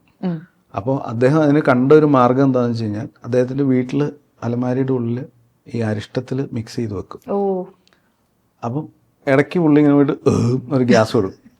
എന്നിട്ട് പോയിട്ട് നേരെ പോയി ഗ്യാസാ എന്ന് പറഞ്ഞിട്ട് പോയി അവിടെ പോയി അരിഷ്ടത്തിൽ മിക്സ് ചെയ്തടിക്കും. അവസാനം ഇദ്ദേഹം മരണശയ്യ അല്ലെങ്കിൽ ഇദ്ദേഹത്തിന് അസുഖമായി ഹെപ്പറ്റോസെല്ലുലാർ ഡിസീസായി ഹോസ്പിറ്റലിൽ കൊണ്ടുപോയി കഴിഞ്ഞ് കഴിഞ്ഞപ്പോൾ പാവം ഭാര്യയ്ക്ക് ഇതറിയില്ല ഇദ്ദേഹം മിക്സ് ചെയ്ത് കഴിക്കണമെന്നുള്ളത്. ഈ ഡോക്ടറെ അടുത്ത് ഭാര്യ ഇങ്ങേർക്ക് എന്നും അരിഷ്ടം കൂടിയാകും. പേരവിടെ ആയുർവേദക്കാരനാണ്. പുള്ളി കാണിച്ചത് ഇതാണ്, പക്ഷെ അരിഷ്ടം കുടിച്ചിട്ട് ലിവർ പോയി എന്നുള്ള അവസ്ഥയിൽ പോയി. അത് ഞാനൊരു സംഭവിച്ച കാര്യമാണ്. പക്ഷെ ഇങ്ങനെ ഒരു കഥയുണ്ട്. പക്ഷെ എന്താന്ന് വെച്ച് കഴിഞ്ഞാൽ, ഈ ഏത് മെഡിസിനും ഇപ്പൊ അരിഷ്ടങ്ങളായിക്കോട്ടെ, അത് നമ്മൾ ഇത്ര ദിവസത്തിൽ കൂടുതൽ കൊടുക്കാൻ പാടില്ല. പിന്നെ ഫെർമെന്റഡ് ആണ്. അത് കുറച്ച് കഴിച്ചു കഴിഞ്ഞാൽ പിന്നെ പുളിച്ചതായിട്ടുള്ള നെഞ്ചരിച്ചില് അങ്ങനെയുള്ള പ്രശ്നങ്ങൾ ഉണ്ടാവും. പണ്ട് ഇത് മൺപാത്രത്തിൽ ഭൂമിക്കടിയിൽ വെച്ച് അങ്ങനെയൊക്കെ ഉണ്ടാകുക. എൻ്റെ ചെറുപ്പകാലത്ത് എൻ്റെ അച്ഛൻ്റെ അച്ഛൻ ഒക്കെ ചെയ്തിരുന്ന ഒരു കാര്യങ്ങളായിരുന്നു അത്. പിന്നീട് നമുക്ക് അത് ഇത്ര 1-1.5 മാസമൊക്കെ ഇട്ട് വെച്ചിട്ട് അതിൽ നിന്ന് എടുക്കാം. പിന്നീട് നമുക്ക് ഈ എക്സൈസിൻ്റെ റൂൾസൊക്കെ വന്നു കഴിഞ്ഞപ്പോഴത്തേക്കും ഇത്ര എമൗണ്ടിൽ കൂടുതൽ അരിഷ്ടം സൂക്ഷിക്കാൻ പാടില്ല എന്ന് വന്നപ്പോൾ നമ്മൾ പലരും മാനുഫാക്ചറിങ് നിർത്തി. സ്മോൾ സ്കെയിലായിട്ട് ചെയ്തുകൊണ്ടിരുന്ന പലരും ഇപ്പോൾ ഉണ്ടാക്കാറില്ല. ഇപ്പോൾ ലാർജ് സ്കെയിലാണ് അതിൻ്റെ മാനുഫാക്ചറിങ് നടക്കുന്നുള്ളൂ. അത് പലപ്പോഴും പല അരിഷ്ടങ്ങളും ഞാനൊക്കെ പ്രാക്ടീസിൽ വളരെ കുറച്ചേ ഉപയോഗിക്കാറുള്ളൂ. കാരണം ഒരു 5-6 ദിവസം കഴിഞ്ഞാൽ അത് വയറിന് പ്രശ്നം ഉണ്ടാക്കാറുണ്ട്, അല്ലെങ്കിൽ റെഗുലർ യൂസിന് അത് കൊള്ളില്ല. ഇത് പലതും കോവിഡിൻ്റെ കാലത്ത് നടന്നിരുന്നു അല്ലേ. എല്ലാ മദ്യശാലകളും അടഞ്ഞിരിക്കുകയായിരുന്നു. അപ്പോൾ ആളുകൾ എല്ലാ എക്സൈസ് മുഴുവൻ ആയുർവേദ ഡിസ്പെൻസറികളുടെ പുറകെയായിരുന്നു. അത് ഇന്നതെന്നില്ല, എല്ലാ കോട്ടക്കൽ ഉൾപ്പെടെയുള്ള ഡിസ്പെൻസറികൾ ആയുർവേദ ഫാർമസികളുടെ പുറകെ. അങ്ങനെ അവിടെ പോയി ഇപ്പോൾ പുനർനവാസം എന്ന് പറഞ്ഞിട്ടൊരു അരിഷ്ടമുണ്ട്, തഴുതാമ ഇട്ടിട്ടുണ്ടാക്കുന്നത്. അതിൽ അപ്രോക്സിമേറ്റ്ലി 5 to 8% വരും അതിൻ്റെ ആൽക്കഹോളിക് കണ്ടന്റ്, 5 to 8. അപ്പോൾ ഒരു കുപ്പി പുനർനവാസം കുടിച്ചാൽ അവൻ ആ ദിവസത്തേക്കുള്ളതായി. ഒരു കുപ്പി കുടിക്കണം. ഇത് മറ്റേ 5 to 8% ഉള്ളൂ. ജസ്റ്റ് അതാണ്, ഇറ്റ്സ് ലൈക്ക് വൈൻ. വൈൻ്റെ ഒരു മാനറിസം മാത്രമേ ഉള്ളൂ അതിന്. അപ്പൊ അങ്ങനെയൊക്കെ ആളുകൾ ലഹരിക്ക് വേണ്ടിയിട്ടും കൂടി ഇത് ഉപയോഗിക്കുന്ന ഒരു സാഹചര്യങ്ങൾ ഉണ്ടായപ്പോൾ ഇപ്പം അതിനൊക്കെ ഒരുപാട് നിയന്ത്രണങ്ങൾ വന്നു കേട്ടോ. ഭയങ്കരമായിട്ട് നമ്മൾ ഓരോ ദിവസവും നമ്മുടെ ഡിസ്പെൻസറികളിൽ, നമ്മുടെ ഫാർമസികളിൽ എത്ര സ്റ്റോക്ക് അരിഷ്ടം ഇന്ന് എത്ര എടുത്തു, ഇന്ന് എത്ര, ആ കണക്ക് നമ്മൾ മെയിൻറ്റെയിൻ ചെയ്യണം. അത് ഒക്കെ വളരെ ഇതായിട്ട് വന്നിട്ടുണ്ട്. പക്ഷേ ഓവർ ദ കൗണ്ടർ ഇങ്ങനെയുള്ള മെഡിസിൻസ് ഉപയോഗിക്കുന്നത് തീർച്ചയായിട്ടും അവർക്കറിയില്ല. അതുപോലെ ചിക്കൻ ഗുനിയ വന്ന സമയത്ത് അന്ന് ആളുകൾക്ക്, നമുക്കെല്ലാവർക്കും കോവിഡ് പോലെ തന്നെ ഒരു പുതിയ അസുഖമായിരുന്നത്. ഇത് മുഖത്ത് പാട് വരുന്നു, കാലിൽ നീര് വയ്ക്കുന്നു, മേല് വേദന വരുന്നു. അന്നൊക്കെ എവിടെ പോയാലും ഈ വേദനയും നീരും കുറയും എന്നുള്ളത് ആളുകൾ അന്വേഷിച്ചു. അങ്ങനെ അന്വേഷിച്ച് നടന്നു കഴിഞ്ഞപ്പോൾ ഡൽഹി ബേസ്ഡ് ആയിട്ടുള്ളൊരു മെഡിസിൻ അത് ബാൻ ചെയ്തു. അതുകൊണ്ട് അതിൻ്റെ പേര് ഞാൻ പറയാം, പൗരുഷ് ജീവൻ എന്ന് പറഞ്ഞിട്ടൊരു മെഡിസിൻ. ഈ ഓവർ ദ കൗണ്ടർ ആയിട്ടായിരുന്നു ഇതിൻ്റെ sales. None of the doctors have prescribe this Paurush Jeevan. It was a capsule. അതൊരു അനബോളിക് സ്റ്റിറോയിഡ് ആയിരുന്നു. ഈ ആളുകൾ വേദന കുറയും ഇത് കഴിച്ച് കഴിയുമ്പോൾ അത് ഇവർ സ്ഥിരമായിട്ട് മേടിച്ച് കഴിച്ച് എത്ര പേരുടെ കിഡ്നി ലിവർ അടിച്ചു എന്ന് പറയാം. പക്ഷെ പേര് വന്നത് അപ്പോഴും ആയുർവേദ സ്റ്റോറുകൾ വഴിയാണ്. അതായത് അവർ ഈ പല മെഡിക്കൽ സ്റ്റോറുകാരും ഇത് കാശുണ്ടാക്കാനുള്ളൊരു അതങ്ങ് പോക്കോട്ടെ, ചിലപ്പം ഒരു സ്കീമിലായിരിക്കും കിട്ടുന്നുണ്ടാവുക. None of the doctors prescribed it. പക്ഷെ മെഡിക്കൽ സ്റ്റോഴ്സ് വഴി അതിൻ്റെ അത് പിന്നെ ആ ഡ്രഗ് ടെസ്റ്റ് ചെയ്ത് അനബോളിക് സ്റ്റിറോയിഡ് കണ്ടുപിടിച്ച് അത് മരുന്ന് നിരോധിച്ച് അത് വിൽപ്പന കേരളത്തിൽ കംപ്ലീറ്റ് ആയിട്ട് നിരോധിച്ച് അങ്ങനെ അതിപ്പോൾ ഇല്ല, മാർക്കറ്റിലില്ല. ഇതെല്ലാം ആളുകൾ ഓവർ ദ കൗണ്ടർ മേടിച്ച് കഴിച്ചിട്ടുണ്ടാക്കുന്നത്. ഇതിനൊന്നും ഇപ്പം നമ്മുടെ അടുത്തൊരു പുതിയ ഡ്രഗ് ഇൻട്രൊഡ്യൂസ് ചെയ്യുകയാണെങ്കിൽ അതിൻ്റെ സ്റ്റഡീസ് അവർ ഇൻട്രൊഡ്യൂസ് ചെയ്യും, അതിൻ്റെ ഡേറ്റാസ് നമുക്ക് തരും, അതിൻ്റെ റിസർച്ച് നടത്തിയിട്ടുള്ള അതിൻ്റെ ഫുൾ ഡോക്യുമെൻറ്റേഷൻസ് നമുക്ക് തരും, മെയിൽ ചെയ്ത് തരും, അല്ലെങ്കിൽ ബൈ പ്രിൻ്റ് ആയിട്ടും തരും. ഞാനൊക്കെ ചോദിച്ച് മേടിക്കും, I need it.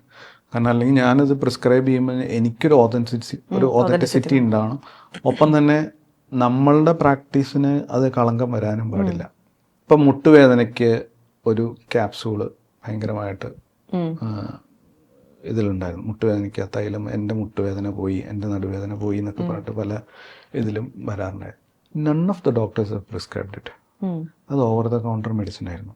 Nobody prescribes it because no one knows that എന്താണ് അതിൻ്റെ കണ്ടന്റ് അറിയില്ല, എന്താണ് അതിൽ നടത്തിയിട്ടുള്ള റിസർച്ച് അറിയില്ല, എന്തൊക്കെ ആക്ടിവിറ്റീസാണ് ആ മെഡിസിൻ്റെ മേളിൽ നടത്തിയത്, എന്തൊക്കെ ട്രയൽസാണ് നടത്തിയിട്ടുള്ളത് അറിയില്ല. We don't use it such medicine. So OTCയിൽ ഡോക്ടേഴ്സിൻ്റെ അടുത്തേക്ക് ഡോക്ടേഴ്സ് ഒരിക്കലും അത് എഴുതാൻ വിടാറില്ല എന്നാണ് ഞാൻ മനസ്സിലാക്കുന്നത്. ഒപ്പം തന്നെ OTCയിൽ വരുന്ന റെസ്പോൺസിബിലിറ്റിയും ഈ OTCയിലെ മെഡിസിൻ വാങ്ങിയിട്ടുണ്ടാകുന്ന ബുദ്ധിമുട്ടുകളും നമ്മൾ ആയുർവേദക്കാരൻ്റെ തലയ്ക്ക് തന്നെ ഇരിക്കും, അതുമുണ്ട്. So it is not a fair thing to take medicines from as other over the counter എന്നുള്ളതാണ് മൈ സജഷൻ. മനസ്സിലായി. പൊതുവേ നമ്മൾ പറയാറുണ്ട് ഇപ്പോൾ ഒന്ന് കൂടിയിട്ടേ കുറയുള്ളൂ ആയുർവേദം സ്റ്റാർട്ട് ചെയ്താലെന്ന്. അതൊരു മിത്താണോ അതൊരു ഫാക്റ്റ് ആണോ? അത് ആക്ച്വലി ഒരു മിത്ത് തന്നെയാണ്. കാരണം എന്താന്ന് വെച്ച് കഴിഞ്ഞാൽ കൂടുതലും പറയുന്നത് സ്കിൻ ഡിസീസസിലാണ് ആദ്യം ഒന്നെല്ലാം പുറത്ത് കാണും. അപ്പോൾ അത് ശരിക്കും it is actually the fault of the doctor. അപ്പോൾ എന്താ അതിൻ്റെ കുഴപ്പമെന്ന് വെച്ച് കഴിഞ്ഞാൽ, ഇപ്പോൾ ഈ നമ്മൾ മെഡിസിൻ ഉപയോഗിക്കുമ്പോൾ നമ്മൾ കൊടുക്കുന്ന മെഡിസിൻസ് ആ രോഗിക്ക് കൊടുക്കുന്നതിന് മുമ്പ് അയാളുടെ ശരീരപ്രകൃതി എന്താണെന്ന് അറിയണം. അത് ആയുർവേദത്തിന് മാത്രമുള്ള ഒരു യുണീക്ക് സാധനമാണ് ഒരാളുടെ പ്രകൃതി എന്താണ്, അയാൾ ഏത് കാറ്റഗറിയിൽ പെടുന്ന ആളാണ്, അയാൾ വാദമാണോ പിത്തമാണോ കഫമാണോ, അങ്ങനെയൊക്കെ നമ്മൾ നോക്കുന്ന അയാളുടെ സത്വം എന്താണ്, അയാളുടെ മാനസിക നിലവാരം എന്താണ്, അയാളുടെ ബോഡി സ്ട്രക്ചർ എങ്ങനെയാണ്, അയാളുടെ ഡൈജഷൻ എങ്ങനെയാണ്, അയാൾ താമസിക്കുന്ന സ്ഥലം എങ്ങനെയാണ്, അയാളുടെ ആഹാരവിഹാരങ്ങൾ എങ്ങനെയാണ്, ഇതെല്ലാം നമ്മൾ അനലൈസ് ചെയ്യണം. സോ വി ക്വസ്റ്റ്യൻ സച്ച് വേ. അപ്പൊ ചിലർ വിചാരിക്കും എന്താണ് ഇതൊരു ബന്ധമില്ലാത്തത്, നിങ്ങൾ എവിടെ താമസിക്കണേ, ഇയാൾക്ക് ഒരു അസുഖം ചികിത്സിച്ചാൽ പോലെ ഇയാൾ എവിടെ താമസിക്കണേണ്ട കാര്യമില്ലല്ലോ, നിങ്ങളുടെ വീടിന്റെ അടുത്ത് കുളമുണ്ടോ. അപ്പൊ അതൊക്കെ അനുസരിച്ചിട്ട് നമ്മൾ അപ്പൊ ആ ദേശം എന്താണെന്ന് മനസ്സിലാക്കി ആ ദേശത്തിന് അനുകൂലമായിട്ടുള്ള ഒരു മരുന്ന് എടുക്കുക, അയാളുടെ ഹാബിറ്റ്സ് മനസ്സിലാക്കി, അയാളുടെ habits in the sense eating habit, sleeping habit, working habit, ഇത് മനസ്സിലാക്കി ആ മെഡിസിനെ അറേഞ്ച് ചെയ്ത് കൊടുക്കുക. ഇങ്ങനെ ഒരു ചികിത്സ, അതാണ് ഈ ഹോളിസ്റ്റിക് ലെവൽ ഓഫ് അപ്രോച്ച് എന്ന് പറയുന്ന ഒരു സാധനത്തിലേക്ക് വരിക. അപ്പം ആ ശരീരം മനസ്സിലായില്ലെങ്കിൽ, ആ ശരീരത്തിലെ രോഗാവസ്ഥ മനസ്സിലായില്ലെങ്കിൽ, ആ ശരീരത്തിൻ്റെ പ്രകൃതി മനസ്സിലായില്ലെങ്കിൽ നമ്മൾ കൊടുക്കുന്ന മെഡിസിൻ ബോഡി റിജക്റ്റ് ചെയ്യും, അല്ലെങ്കിൽ ബോഡി അതിനെതിരെ പ്രവർത്തിക്കും. അപ്പോൾ അസുഖം ഒന്ന് കൂടും. അപ്പോൾ കൂടിക്കഴിഞ്ഞാൽ അതിൻ്റെ അർത്ഥം whatever the medicine you have given is not correct എന്നുള്ളതാണ്. പക്ഷെ അത് it's not absolutely doctor's fault. കാരണം നമ്മൾ പഠിച്ചിരിക്കുന്ന, നമ്മൾ അനാലിസിസ് ചെയ്യുന്നതിൽ എവിടെയെങ്കിലും ഒരു ചെറിയ മിസ്റ്റേക്ക് ആർക്കായാലും നോബഡി ഈസ് പെർഫെക്റ്റ്. അപ്പോൾ ആ അനാലിസിസിലൊരു മിസ്റ്റേക്ക് എവിടെയെങ്കിലും പറ്റിക്കഴിഞ്ഞ് കഴിഞ്ഞാൽ അതൊരു ചെറിയ ഹാമായിട്ട് വരുന്നതാണ് ഈ റിയാക്ഷൻ. ആ റിയാക്ഷൻ എവിടെയാണെന്ന് മനസ്സിലാക്കി നെക്സ്റ്റ് ടൈമിൽ ആ മെഡിസിൻ എവിടെയാണ് പ്രോബ്ലം എന്ന് മനസ്സിലാക്കി അത് കറക്റ്റ് ചെയ്ത് കഴിഞ്ഞാൽ അത് ചിലപ്പം ഇല്ലാണ്ടായി പൊക്കോളും. പക്ഷെ കൂടിയിട്ടേ കുറയുള്ളൂ എന്ന് പറയുന്ന principle I don't believe in it. Because അത് ഇറ്റ്സ് നോട്ട്, ആ മെഡിസിൻ കറക്റ്റ് ആവാത്തത് തന്നെയാണ് അതിൻ്റെ പ്രശ്നം. ഇപ്പം നമ്മൾ ഭയങ്കര ഫാസ്റ്റ് പേസ്ഡ് ആയിട്ട് കാര്യങ്ങൾ ചെയ്യുന്നൊരു ലോകമാണ്. ഇൻസ്റ്റന്റ് ഗ്രാറ്റിഫിക്കേഷൻ നമുക്ക് ഭയങ്കര അത്യാവശ്യമാണ്, പെട്ടെന്ന് റിസൾട്ട്. അങ്ങനെ ഈ പെട്ടെന്ന് റിസൾട്ട് എന്നുള്ള കാര്യത്തിൽ അതിലേക്ക് വരുമ്പോൾ നമ്മൾ ഇപ്പോൾ ഒരു ആയുർവേദ ട്രീറ്റ്മെൻറ്റ് എടുക്കേണ്ട കാര്യം പറയുമ്പോൾ എല്ലാവരും പറയും ഇല്ല ഇറ്റ് വിൽ ടേക്ക്, കുറേ സമയം എടുക്കും, ആയുർവേദം ആണെങ്കിൽ പതുക്കെയാണ് ഇതിൻ്റെ റിസൾട്ട് വരുള്ളൂ എന്നുള്ളത്. അപ്പോൾ അത് ആൾക്കാരെ ആയുർവേദത്തിലേക്ക് വരുന്നതെന്ന് കുറച്ച് ബാക്കിലേക്ക് ആക്കുന്നുണ്ട്. അതിൽ എത്രത്തോളം കാര്യമുണ്ട്, ഇത് കുറച്ച് സമയം ആസ്പെക്ട് ഉണ്ട് അതിൽ. ഇപ്പം നമ്മൾ വിദേശ രാജ്യങ്ങളിലാണ് ജീവിക്കണമെന്ന് വിചാരിക്കുക, നിങ്ങൾ ചിലപ്പോൾ ചാവണേന് 10 മിനിറ്റ് മുമ്പായിരിക്കും നിങ്ങൾക്ക് ഡോക്ടറെ കാണാൻ പറ്റുള്ളൂ, അല്ലേ? അതെ അപ്പോയിന്റ്മെന്റ് ഭയങ്കര ബുദ്ധിമുട്ടാണ്, പാടാണ്. അപ്പൊ അവിടെ ഫാസ്റ്റ് ആക്ടിങ് ആണോ സ്ലോ ആക്ടിങ് ആണോ നോക്കി ഇരുന്നിട്ട് കാര്യമില്ല, അവിടെ നമ്മൾ അനുഭവിക്കുക എന്നുള്ളത് മാത്രമേ ഉള്ളൂ. ഇന്ത്യയിൽ അങ്ങനെ ഒരു സൗകര്യം ഉള്ളതുകൊണ്ടാണ് ഇന്ത്യക്കാർക്ക് ഇത്ര അപ്പൊ എന്താന്ന് വെച്ചാൽ അന്നേരം മാറണം, നമുക്ക് അന്നേരം മാറണം. വേറൊന്നുമല്ല, നമുക്ക് സഹിക്കാൻ ടോളറൻസ് കപ്പാസിറ്റി നമ്മുടെ കുറഞ്ഞു. ഇപ്പൊ ഒരു തലവേദനയാണെങ്കിൽ പോലും നമുക്ക് ഇത്ര സമയത്തിൽ കൂടുതൽ സഹിക്കാൻ പറ്റില്ല. കാരണം നമുക്ക് വേറെ ഒരുപാട് കാര്യങ്ങൾ ചെയ്ത് തീർക്കാറുണ്ട്. പ്രത്യേകിച്ച് പണിയൊന്നും ഇല്ലെങ്കിൽ പോലും നമുക്ക് ഒരുപാട് കാര്യങ്ങൾ. അപ്പൊ അങ്ങനെ വരുമ്പോൾ ഈ ടോളറൻസ് കപ്പാസിറ്റി കുറയുന്നതനുസരിച്ചിട്ട് നമ്മൾ പതുക്കെ എന്താ പറയാ, നമ്മൾ ആ സിറ്റുവേഷനോട് അഡാപ്റ്റ് ആവുന്നില്ല. ഇപ്പം ലാൽ സാറ് പണ്ട്, മോഹൻലാൽ, അദ്ദേഹം പിഷാരടിയുടെ ഒരു ഇത് പറഞ്ഞിട്ടില്ലേ, എന്താ പറയുമ്പോൾ തലവേദനയുണ്ട്, തലവേദന നല്ല സുഖമുള്ള തലവേദനയല്ലേ മോനെ, അത് ആസ്വദിക്കാൻ പഠിക്കും മോനെ എന്ന് പറഞ്ഞൊരു ഇന്റർവ്യൂവിൽ. അപ്പോൾ ലാൽ സാർ അതിന് മറുപടി, അതിന് നല്ലൊരു തലയുണ്ടാവണം, തലവേദന ആസ്വദിക്കാൻ എന്നൊക്കെ ഒരു തമാശ പോലെ പറയുന്നു. പക്ഷെ അദ്ദേഹം അത് ആസ്വദിക്കുന്ന ആളാണ്. അങ്ങനത്തെ ഇപ്പം ഈ ടോളറൻസ് ഉള്ള ഒരാളുകൾക്ക് അത് എന്ത് വിഷമം വന്നാലും അത് ആസ്വദിക്കാൻ പറ്റും. പക്ഷെ നമുക്ക് പെട്ടെന്ന് മാറണം.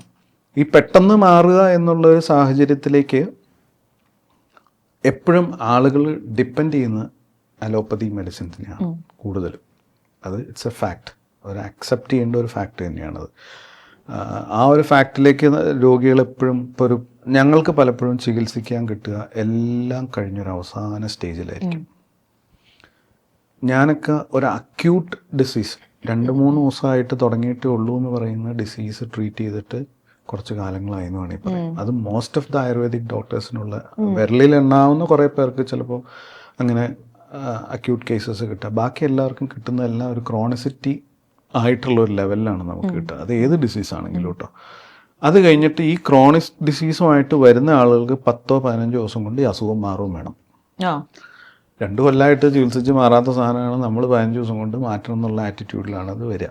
അവരെയും കുറ്റം പറയാൻ പറ്റില്ല. രോഗികളുടെ മനസ്സ് അപ്പോഴത്തേക്കും മടുത്തിട്ടുണ്ടാവും. നമ്മൾ എന്ത് ചെയ്യും, നമുക്ക് കിട്ടുന്നതെല്ലാം ഈ ഒരു സംഗതിയിലായി. പക്ഷേ ഈ പറയുന്ന ആക്റ്റീവായിട്ട് പെട്ടെന്ന് തന്നെ നമുക്ക് മാറ്റാവുന്ന തരത്തിലുള്ള മെഡിസിൻസ് ഉണ്ട്. പക്ഷെ അത് ഉപയോഗിക്കാനുള്ള സാഹചര്യം പലപ്പോഴും നമുക്ക് കിട്ടാറില്ല. നിങ്ങൾ ഇപ്പോൾ ഇത് കേൾക്കുന്ന പ്രേക്ഷകരായിക്കോട്ടെ ആരായാലും, അവർ നാളെ ഒരു അക്യൂട്ട് അസുഖം വന്നു, പെട്ടെന്നൊരു പനി വന്നു, പെട്ടെന്നൊരു ജലദോഷം വന്നു, പെട്ടെന്നൊരു നടുവേദന വന്നു, പെട്ടെന്നൊരു വയറുവേദന വന്നു, you try an ayurvedic doctor. ഒന്ന് ചെയ്തു നോക്കും. ചെയ്തു നോക്കുമ്പോൾ you will understand that there are fast acting medicines in Ayurveda. അത് അനുഭവിച്ചാലേ അത് മനസ്സിലാവുള്ളൂ. എനിക്കത് പറയാനേ പറ്റുള്ളൂ. പക്ഷേ യു ടേക്ക് എ ട്രൈ. അപ്പോൾ ഹൈ ഇൻഫെക്റ്റീവ് ഡിസീസസ് ഒക്കെ ആണെങ്കിൽ നമുക്ക് പറയാൻ പറ്റില്ല. പക്ഷേ but there are fast acting medicine. പക്ഷെ പൊതുവേ എന്താണെന്ന് വെച്ച് കഴിഞ്ഞാൽ ആയുർവേദത്തിൻ്റെ മരുന്നുകൾ ഏൽക്കുന്നത് പതുക്കെയാണ്, ട്രീറ്റ്മെൻറ്റ് തെറാപ്പീസ് പതുക്കെയാണ് എന്നുള്ളൊരു തോന്നൽ ഉണ്ടാക്കി വെച്ചിട്ടുണ്ട്. കാരണം ഇപ്പോൾ ഫോർ എക്സാമ്പിൾ ആയുർവേദ ചികിത്സ ചെയ്യാൻ പറഞ്ഞ ആളുകൾക്ക് മടിയാണ്. കാരണം 90 ദിവസം കിടക്കണം, അല്ലെങ്കിൽ 90 ദിവസം പഥ്യം നോക്കണം. അത് പണ്ടത്തെ സംഭവങ്ങളാണ് അതെല്ലാം. ഇത്ര ദിവസം കിഴി കുത്തണം, അങ്ങനെയൊക്കെയുള്ള ട്രീറ്റ്മെൻറ്റ്. ഇപ്പോൾ ഒക്കെ എന്ന് വെച്ച് കഴിഞ്ഞാൽ ഇപ്പോൾ എൻ്റെയൊക്കെ പ്രാക്ടീസിൽ ചിലപ്പോൾ 7 days, 9 days, 12 daysലൊക്കെ നമ്മളൊരു പേഷ്യൻറ്റിനെ ഡിസ്ചാർജ് ചെയ്ത് വിടാറുണ്ട്. സോ ഒരു നടുവേദനയുള്ള ഒരാൾക്ക് ഒരു 7 to 12 daysൽ ആ പെയിൻ കംപ്ലീറ്റ്ലി വ്യത്യാസം വരിക എന്ന് പറയുന്നത് it's A fast acting methodology. Actually അതിൻ്റെ ക്രോണിസിറ്റി എന്നാണ് നമ്മൾ ട്രീറ്റ് ചെയ്യുന്നത്. ഒരു ഡിസ്ക് കംപ്ലൈൻറ്റ് വന്നിട്ട് ഡിസ്ക് തള്ളി അതിൻ്റെ ഒരു മാക്സിമം എത്തത്തിന് ഇനി സർജറി ചെയ്യാമെന്ന് പറയുമ്പോഴത്തേക്കും സർജറി പേടിച്ചിട്ട് പലരും വരുമ്പോഴാണ് നമുക്കത് കിട്ടുന്നത്. അത് ചിലപ്പോൾ നമ്മൾ 12 ദിവസം 15 ദിവസം കൊണ്ട് ട്രീറ്റ്മെൻറ്റ് ചെയ്ത് അതിനെ ഓൾമോസ്റ്റ് നമുക്ക് മാറ്റാവുന്നതാണ്. ഫുള്ളി ഇപ്പോൾ ഡിസ്കിന് തന്നെ പല ഇതുണ്ട്. അതിൽ ഫുള്ളി എക്സ്ട്രൂഡഡ് ഒക്കെ ആണെങ്കിൽ സർജറി ചെയ്യണം. അല്ലാത്ത നമുക്ക് മാനേജ് ചെയ്യാവുന്ന കാര്യങ്ങളുണ്ട്. That is also A meth, I should say. You try this next time when you get A disease such ഒരു അക്യൂട്ട് ഫേസിൽ നിങ്ങൾക്ക് ട്രൈ ചെയ്ത് നോക്കുമ്പോൾ എക്സാക്ട്ലി അത് ക്വാളിഫൈഡ് ആയിട്ടുള്ള ആളുകളുടെ അടുത്ത് മാത്രം പ്രാക്ടീസ് ചെയ്യുക. ഞാൻ ഇതിനോടനുബന്ധിച്ച് മറ്റൊരു ഇതും കൂടെ പറയാം. പണ്ട് ഇപ്പം ഞങ്ങൾക്കൊക്കെ ട്രാവൻകൂർ മെഡിക്കൽ കൗൺസിലിൽ രജിസ്ട്രേഷൻ ചെയ്യണം കോഴ്സ് കഴിഞ്ഞ് കഴിഞ്ഞാൽ. TMC സർട്ടിഫിക്കറ്റ്, നമുക്കൊരു രജിസ്ട്രേഷൻ നമ്പറും എല്ലാം ഉണ്ട് കേരളത്തിൽ പ്രാക്ടീസ് ചെയ്യാനായിട്ട്. And we got A class registration എന്നാണ് അതിന് പറയാം. പണ്ട് ഏത് ഗവൺമെൻറ് ആണെന്ന് എനിക്ക് ഓർമ്മയില്ല, പക്ഷേ ഇവിടെ ഒരു B class രജിസ്ട്രേഷൻ കൊണ്ടുവരാനുള്ളൊരു പദ്ധതി കിട്ടും. ദാറ്റ് ഈസ് ഇപ്പം ഈ കാക്കനാട് മഞ്ഞപ്പിത്തത്തിന് ചികിത്സിക്കുന്ന ഒരാളുണ്ടെന്ന് വിചാരിക്കാം. അയാൾ അതിന് മാത്രം പാരമ്പര്യമായിട്ട് ചികിത്സിക്കുകയാണ്. അപ്പോൾ ഈ മഞ്ഞപ്പിത്തം എന്ന് പറയുന്നത് ആക്ച്വലി ഒരു അസുഖമല്ല, ഒരു സിംറ്റം മാത്രമേ ഉള്ളത്. Jaundice is symptom, it's not a disease. അതിൻ്റെ പുറകിൽ വേറെ ഒരുപാട് സാധനങ്ങളുണ്ട്. എന്തായാലും ആ കക്ഷി മഞ്ഞപ്പിത്തത്തിന് ചികിത്സിക്കുന്നു. അപ്പോൾ ഈ മഞ്ഞപ്പിത്തം ചികിത്സിക്കുന്നതുകൊണ്ട് പുള്ളിക്ക് മഞ്ഞപ്പിത്തത്തിന് ചികിത്സിക്കാനുള്ള B class രജിസ്ട്രേഷൻ കൊടുക്കാം. ഓക്കെ, അങ്ങനെ അത് മാത്രമായിട്ട് കുറേ വർഷങ്ങൾക്ക് മുമ്പാണ്. ഇപ്പം കേരളത്തിൽ അന്ന് 1024 ഗ്രാമപഞ്ചായത്തുകളാണ് അന്നുണ്ടായിരുന്നത്. അപ്പോൾ ഈ അപേക്ഷ സ്വീകരിക്കാൻ വേണ്ടിയിട്ട് പേപ്പറിൽ പരസ്യം ചെയ്തു, അല്ലെങ്കിൽ ഇന്ന് അതിനു വേണ്ടി അപേക്ഷിക്കാം. മൊത്തം 75,000 അപേക്ഷകളാണ്. 1024 പഞ്ചായത്തുകളിൽ നിന്ന് വന്നത് 75,000 അപേക്ഷകൾ. അപ്പോൾ ഒരു പഞ്ചായത്തിൽ എത്ര വൈദ്യന്മാരാണ്? സത്യം, ഇത് നടന്ന സംഭവം. You have document. അത്രയും ആളുകൾ ഈ ഇതിൽ ഓരോ രജിസ്ട്രേഷന് വേണ്ടി അപ്ലൈ ചെയ്തു. അപ്പോൾ ഇതിലെ ഈ പറയുന്ന ഇതിൻ്റെ അകത്തുള്ള സുതാര്യത ഇല്ല എന്നുള്ളത് ആ തത്സമയത്തെ ഗവൺമെൻറ് മനസ്സിലാക്കി അതൊരു ഡ്രോപ്പ് ചെയ്യുകയും ചെയ്തു. അപ്പോൾ ഇത് തുടങ്ങിയപ്പോഴും നമ്മൾ മെഡിക്കൽ അസോസിയേഷൻ അത് പറഞ്ഞിരുന്നത് ശരിയല്ല. പിന്നെ ഇതിൻ്റെ ഡോക്യുമെൻ്റ് ഇത്രയും വന്നപ്പോൾ അവർക്ക് മനസ്സിലായി. അങ്ങനെ ആ B class രജിസ്ട്രേഷൻ ഡ്രോപ്പ് ചെയ്ത് വെച്ചു. സോ there are ഇത്ര number of quacks in your panchayat. there were in fact ആ സമയത്ത്. ഇപ്പം അത് കൂടിയിട്ടുണ്ടെങ്കിൽ ഉണ്ടാവുള്ളൂ. അപ്പം നമ്മൾ make sure that you go to the right person. അതാണ് അതിൻ്റെ സ്റ്റാറ്റിസ്റ്റിക്കൽ അനാലിസിസ്. നമ്മളിപ്പോൾ ഏറ്റവും അധികം കേൾക്കുന്ന ഒരു ടേമാണ് ഗട്ട് ഹെൽത്ത്. ഗട്ടാണ് എല്ലാം. അതിപ്പം നമ്മളിപ്പോൾ മനസ്സിന്റെ കാര്യം പറഞ്ഞാലും ശരീരത്തിന്റെ എന്ത് രോഗത്തിനെ കുറിച്ച് പറഞ്ഞാലും ഇപ്പൊ ഇന്റർനെറ്റിൽ എല്ലായിടത്തും ഗട്ടിനെ കുറിച്ചുള്ള സംസാരങ്ങളാണ് കൂടുതൽ. എല്ലാം ഗട്ടിലാണോ? എല്ലാം ഗട്ടിലാണോന്ന് വെച്ചപ്പോൾ ഗട്ട് തട്ടിയിട്ട് നടക്കാൻ പറ്റാത്ത അവസ്ഥയാണ് പറയുന്നത്. എന്ന് പറഞ്ഞ പോലെ ഈ നമ്മളുടെ ഇപ്പം ഈ ബാക്ടീരിയ കേന്ദ്രീകരിച്ചുള്ള കലാപരിപാടിയാണ് ഇപ്പം നടക്കുന്നത്. Prebiotic, probiotic, good bacteria, bad bacteria, അങ്ങനെയുള്ള സാധനങ്ങൾ, ഫംഗസ്, ഇങ്ങനെയൊക്കെ കുറേ സംഗതികൾ പറയുന്നുണ്ട്. ഓഫ് കോഴ്സ് നമ്മളുടെ ഇമ്മ്യൂൺ മെക്കാനിസം, ശരീരത്തിൻ്റെ രോഗപ്രതിരോധ സംവിധാനം, അത് നമ്മൾ ആർജിച്ചെടുക്കുന്നതുണ്ട്. നമ്മൾ കഴിക്കുന്ന ഭക്ഷണങ്ങളിൽ നിന്ന്, നമ്മൾ ജീവിക്കുന്ന സാഹചര്യങ്ങളിൽ നിന്ന്, നമ്മുടെ ചുറ്റുപാടുകളിൽ നിന്ന്. ഇപ്പോൾ ഫോർ എക്സാമ്പിൾ ഇപ്പോൾ നമ്മളാരും മാസ്ക് ഉപയോഗിക്കാറില്ല അല്ലേ? കോവിഡ് വാക്സിനേഷൻ എടുത്തു, കോവിഡ് ഇവിടെ വന്നു പോയി. ഇപ്പോൾ ഒരു ഇമ്മ്യൂണിറ്റി നമ്മുടെ സറൗണ്ടിങ്സിലെല്ലാം നമ്മൾ ക്രിയേറ്റ് ചെയ്തിട്ടുണ്ട്. അപ്പോൾ ആ ഒരു ഇമ്മ്യൂണിറ്റി ഉള്ളതുകൊണ്ട് every person is immuned or against the COVID virus എന്ന് പറയുന്ന ഒരു സാഹചര്യത്തിൽ ഇപ്പോൾ നമ്മൾ മാസ്ക് ഉപയോഗിക്കാറില്ല. എന്ന് പറഞ്ഞ പോലെ നമ്മൾക്ക് ആർജിതമായിട്ട് കിട്ടുന്ന you have an acquired immunity and you have your own immunity. നമുക്ക് ജനിച്ചു വരുമ്പോൾ നമുക്കുണ്ടാകുന്ന ഇമ്മ്യൂണിറ്റി നമ്മുടെ ഇതിലുണ്ട്. ഈ ഇമ്മ്യൂൺ മെക്കാനിസത്തിനെ ഏറ്റവും കൂടുതൽ പിടിച്ചു നിർത്തുന്നത് ഈ ബാക്ടീരിയകളുടെ ഒരു റോളുണ്ട്. കാരണം കഴിക്കുന്ന ഭക്ഷണത്തിൽ നിന്ന് വേണ്ട സാധനങ്ങൾ ആഗീകരണം ചെയ്യാൻ ഈ ബാക്ടീരിയകളും ഈ ഗുഡ് ബാക്ടീരിയാസിൻ്റെ ഹെൽത്ത് നമ്മളെ ഒരുപാട് സഹായിക്കാറുണ്ട്. വർദ്ധിച്ചു വരുന്ന ആൻറ്റിബയോട്ടിക് ഉപയോഗം വലിയ വലിയ ഹോസ്പിറ്റലുകളിലും നല്ല സീനിയർ ഡോക്ടേഴ്സും ജെന്യുവനായിട്ട് പ്രാക്ടീസ് ചെയ്യുന്ന ഡോക്ടേഴ്സൊന്നും മാക്സിമം ഒരു ആൻറ്റിബയോട്ടിക്സ് കുറച്ചേ കൊടുക്കാറുള്ളൂ. ഇപ്പം അത്യാവശ്യമുള്ള സമയത്ത് മാത്രമേ അവർ കൊടുക്കാറുള്ളൂ. കാരണം എന്താ വെച്ചാൽ നോർമൽ ഇപ്പോൾ you have normal bacteria harm ചെയ്യാത്ത രീതിയിലുള്ള ആൻറ്റി ബാക്ടീരിയൽ മെഡിസിൻസ് ഇപ്പോൾ അവൈലബിൾ ആണ്. Still make sure that they give the probiotic along with it എന്നൊക്കെയുള്ള ഒരു പരിപാടി ഇപ്പോൾ സ്റ്റാർട്ട് ചെയ്തിട്ടുണ്ട്. ഗട്ടിൻ്റെ ഞങ്ങളുടെ ആയുർവേദ സിദ്ധാന്ത പ്രകാരം പറയുകയാണെങ്കിൽ ഒരു ശ്ലോകം ഞാൻ പറയാം. രോഗാഹ സർവേ അപി മന്ദാഗ്നൗ.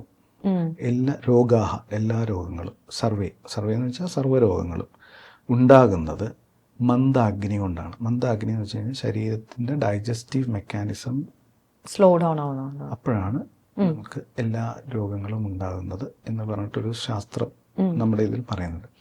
ഞങ്ങൾ ട്രീറ്റ്മെൻറ്റ് ചെയ്യുമ്പോഴും ഞങ്ങൾ ഏറ്റവും കൂടുതൽ ഇമ്പോർട്ടൻസ് കൊടുക്കുന്നത് ആ ഡൈജസ്റ്റീവ് മെക്കാനിസത്തിനാണ്.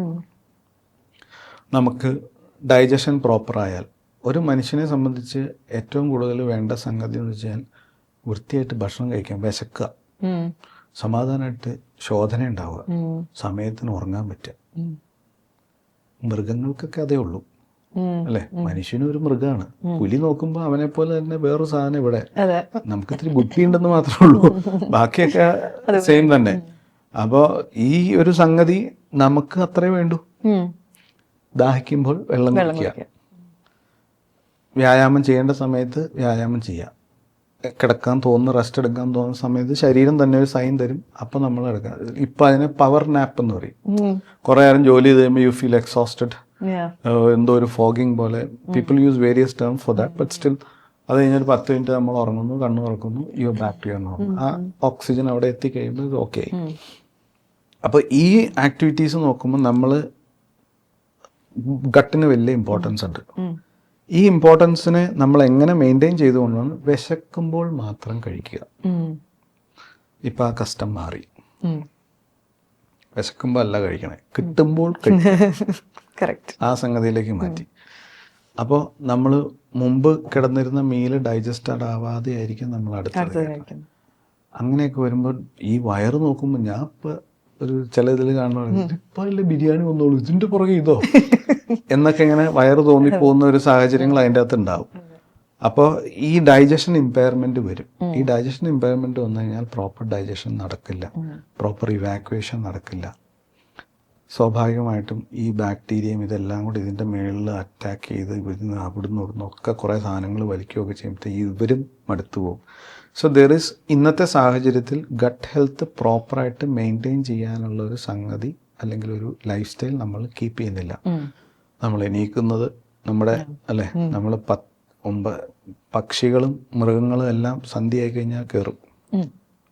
നമ്മൾ സന്ധ്യയാകുമ്പോഴാണ് ഇറങ്ങുന്നത് വെച്ചാൽ ഉറക്കമുണ്ടാക്കുന്ന hormone is called as melatonin. ഈ മെലറ്റോണിൻ ഉണ്ടാകുന്നത് കണ്ണിൽ ഇരുട്ട് കയറി തുടങ്ങിയാലേ അവനുണ്ടാവുള്ളൂ. വെളിച്ചം അടിച്ചാലും അവനും ഉണ്ടാവില്ല. പണ്ട് നമ്മുടെ ബൾബായിരുന്നു, എഡിസൺ കണ്ടുപിടിച്ച ബൾബ്. ആ ബൾബ് മാറി ഇപ്പം ബ്രൈറ്റ് ലൈറ്റ്സ് ആയി. ആ ലൈറ്റ് ആയി കഴിയുമ്പോഴത്തേക്കും ബൾബിനേക്കാളും പ്രകാശമായി. അപ്പോൾ മൊബൈലും കൂടെ കയ്യിൽ വെച്ച് ഉറക്കം വരാതിരിക്കുമ്പോൾ ആൾക്കാർ മൊബൈൽ നോക്കും. മൊബൈൽ നോക്കുമ്പോൾ again bright light is getting in your eyes.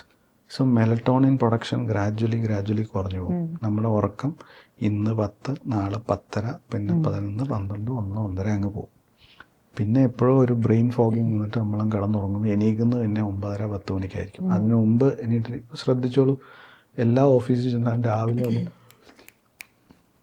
മിക്ക ഓഫീസുകളിലും മിക്ക സ്ഥലങ്ങളിലും കോട്ടുവാവിടൽ കൂടുതലായിരിക്കും. പിന്നെ ഇരിക്കുന്ന അറ്റ്മോസ്ഫിയർ കണ്ടീഷൻഡായിട്ട് ഇരിക്കുന്നു. ഇതെല്ലാം ഗട്ട് ഹെൽത്തിനെ ബാധിക്കും ഇൻഡയറക്ട്ലി. ദസ് കുറേ ഗട്ട് ഇഷ്യൂസ് വരും. ബേസിക്കലി ഈ സപ്ലിമെൻറ്റുകൾ ഒന്നും വേണ്ട. നമ്മൾ സമയത്തിന് എഴുന്നേൽക്കുകയും സമയത്തിന് ഭക്ഷണം കഴിക്കുകയും കൃത്യമായി ഉറങ്ങുകയും എക്സസൈസും ചെയ്താൽ ഇത് വക ഒന്നും ആവശ്യമില്ല. ഇതൊന്നും ഇല്ലാതെ വന്നു കഴിഞ്ഞപ്പോൾ ഈ അബ്സോർപ്ഷൻ റേറ്റ് കുറഞ്ഞപ്പോൾ നമ്മൾക്ക് പലതരത്തിലുള്ള അസുഖങ്ങൾ, അതില്ലാത്തതിൻ്റെ കുറവ്. വൈറ്റമിൻ ഡി ഈ പിക്ചറിലേക്ക് വന്നിട്ട് എത്ര വർഷമായി? വെരി റീസെൻ്റ് ആയിട്ടാണ് നമ്മൾ ഈ വൈറ്റമിൻ ഡി എന്ന് കേട്ടു തുടങ്ങിയത്. അതിനു മുമ്പ് വരെ എന്ത് വൈറ്റമിൻ ഡി? പക്ഷെ അന്ന് പാടത്ത് പണിയെടുത്തിരുന്നു, വെയിലത്തോടെ നടന്നു കളിച്ചിരുന്നു. കുട്ടികളാണെങ്കിൽ പോലും മുറ്റത്തിറങ്ങി ഇഷ്ടം പോലെ കളിക്കുന്നു, പറമ്പിൽ പോയി കളിക്കുന്നു, ആവശ്യത്തിനുള്ളത് കയറുമായിരുന്നു. ഇപ്പം അതൊന്നും ഇല്ലാത്തതുകൊണ്ടാണ് വന്നത്. But gut health is very important.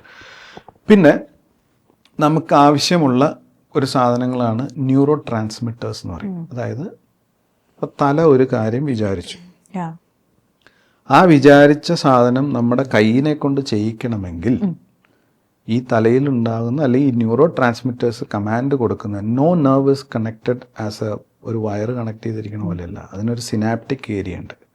ഒരു ഞരമ്പിൽ നിന്ന് മറ്റൊരു ഞരമ്പിൻ്റെ ഇടയിൽ ഒരു സ്പേസ് ഉണ്ട്. അതിൽ കെമിക്കൽസ് പാസ് ചെയ്യുമ്പോഴാണ് ഇത് വരുന്നത്. സോ ഈ കെമിക്കൽ പാസിങ് നടത്തുന്നത് ന്യൂറോ ട്രാൻസ്മിറ്റേഴ്സാണ്. ഈ ന്യൂറോ ട്രാൻസ്മിറ്റേഴ്സിൻ്റെ പ്രൊഡക്ഷൻ ഏറ്റവും കൂടുതൽ നടക്കുന്നത് ഗട്ടിൽ നിന്നാണെന്നാണ് ഇപ്പോൾ റീസെൻറ്റ് സ്റ്റഡീസ് പറയുന്നത്. വിച്ച് ഇൻക്ലൂഡ്സ് ഡോപ്പമിൻ, പാർക്കിൻസൺസിലൊക്കെ വരാറില്ല, which is making us happy and crazy. Serotonin is the most happiest ഇത് വരുന്നത്.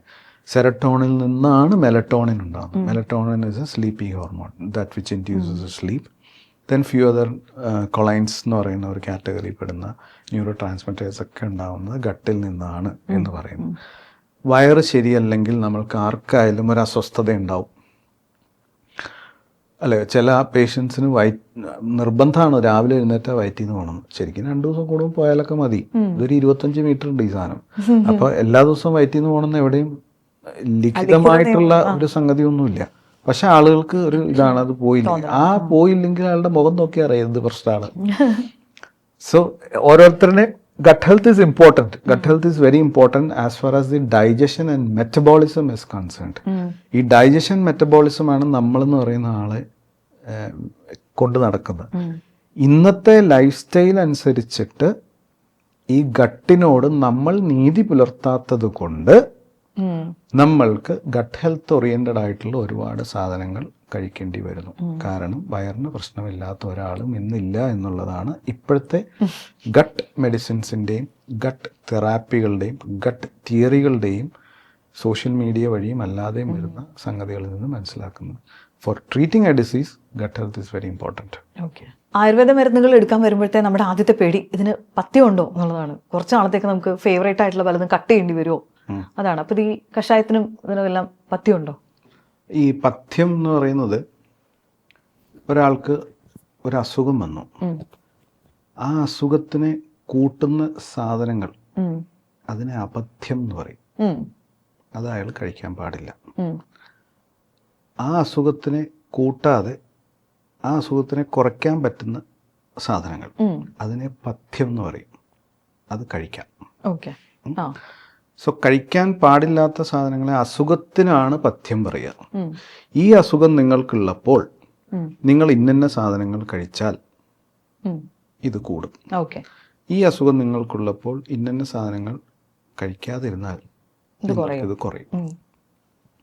ഫോർ എക്സാമ്പിൾ, നമ്മൾ പ്രമേഹമുള്ള ഒരാളോട് പായസം കുടിച്ചോളൂ പറയില്ല, കുടിക്കരുത്. എന്നേ പറയുള്ളൂ.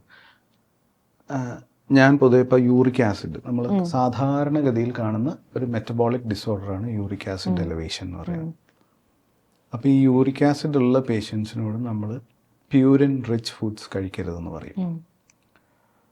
അപ്പോൾ ഇത് പറയുമ്പോൾ തന്നെ ഈ പ്യൂരിൻ റിച്ച് ഇന്ന സാധനങ്ങൾ അടങ്ങിയിട്ടുള്ള, അപ്പോൾ അതെന്തൊക്കെയാ സാറേ എന്ന് ചോദിക്കും, പലരും ചോദിക്കും. പിന്നെ വെച്ചാൽ ഗവൺമെൻറ് ഹോസ്പിറ്റലിൽ വരുന്ന ഏറ്റവും നോർമലായിട്ടുള്ള, ചിലപ്പം ഇല്ലിറ്ററേറ്റഡ് ആയിരിക്കാം, അവർക്ക് പറഞ്ഞു കൊടുക്കേണ്ട ഒരു സാധനം മനസ്സിലാവും. ഇങ്ങനെ വർഷങ്ങളുടെ ഒരു ഇതുകൊണ്ട് കാണാണ്ട് പിടിച്ചൊരു സാധനമുണ്ട്.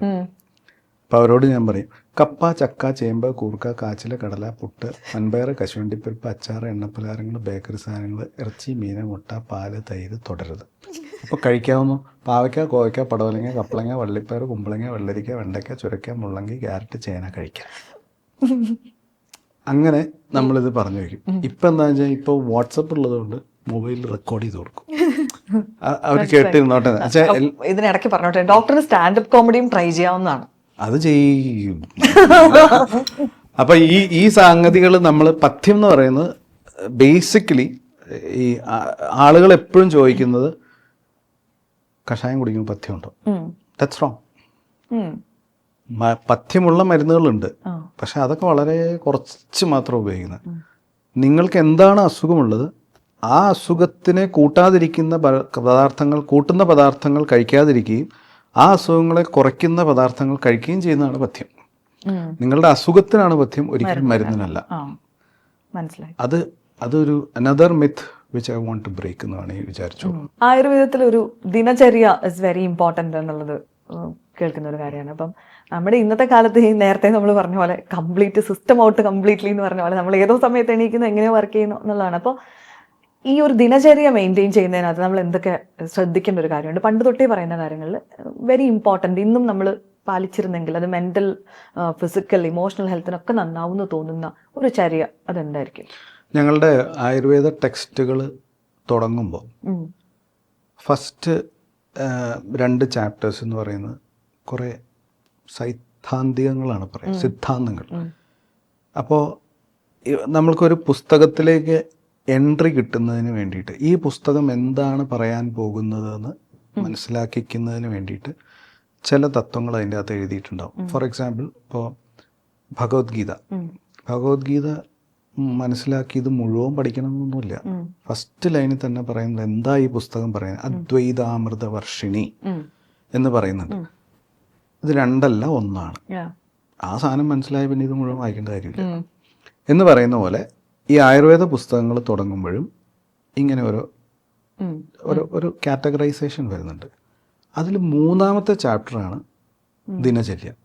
ഇത് കറക്റ്റായിട്ട് ചെയ്താൽ നിങ്ങൾ വേറൊന്നും ചെയ്യണ്ട എന്നാണ് അതിൻ്റെ അർത്ഥം.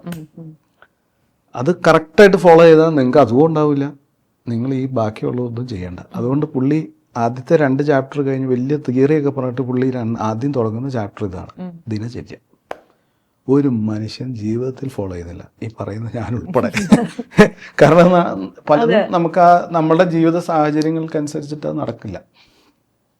ദിനചര്യയിൽ ഏറ്റവും ആദ്യം പറയുന്ന കാര്യം ബ്രാഹ്മേ മുഹൂർത്തേ ഉത്തിഷ്ഠേ, രാവിലെ 3:30 സമയം എഴുന്നേക്കണം.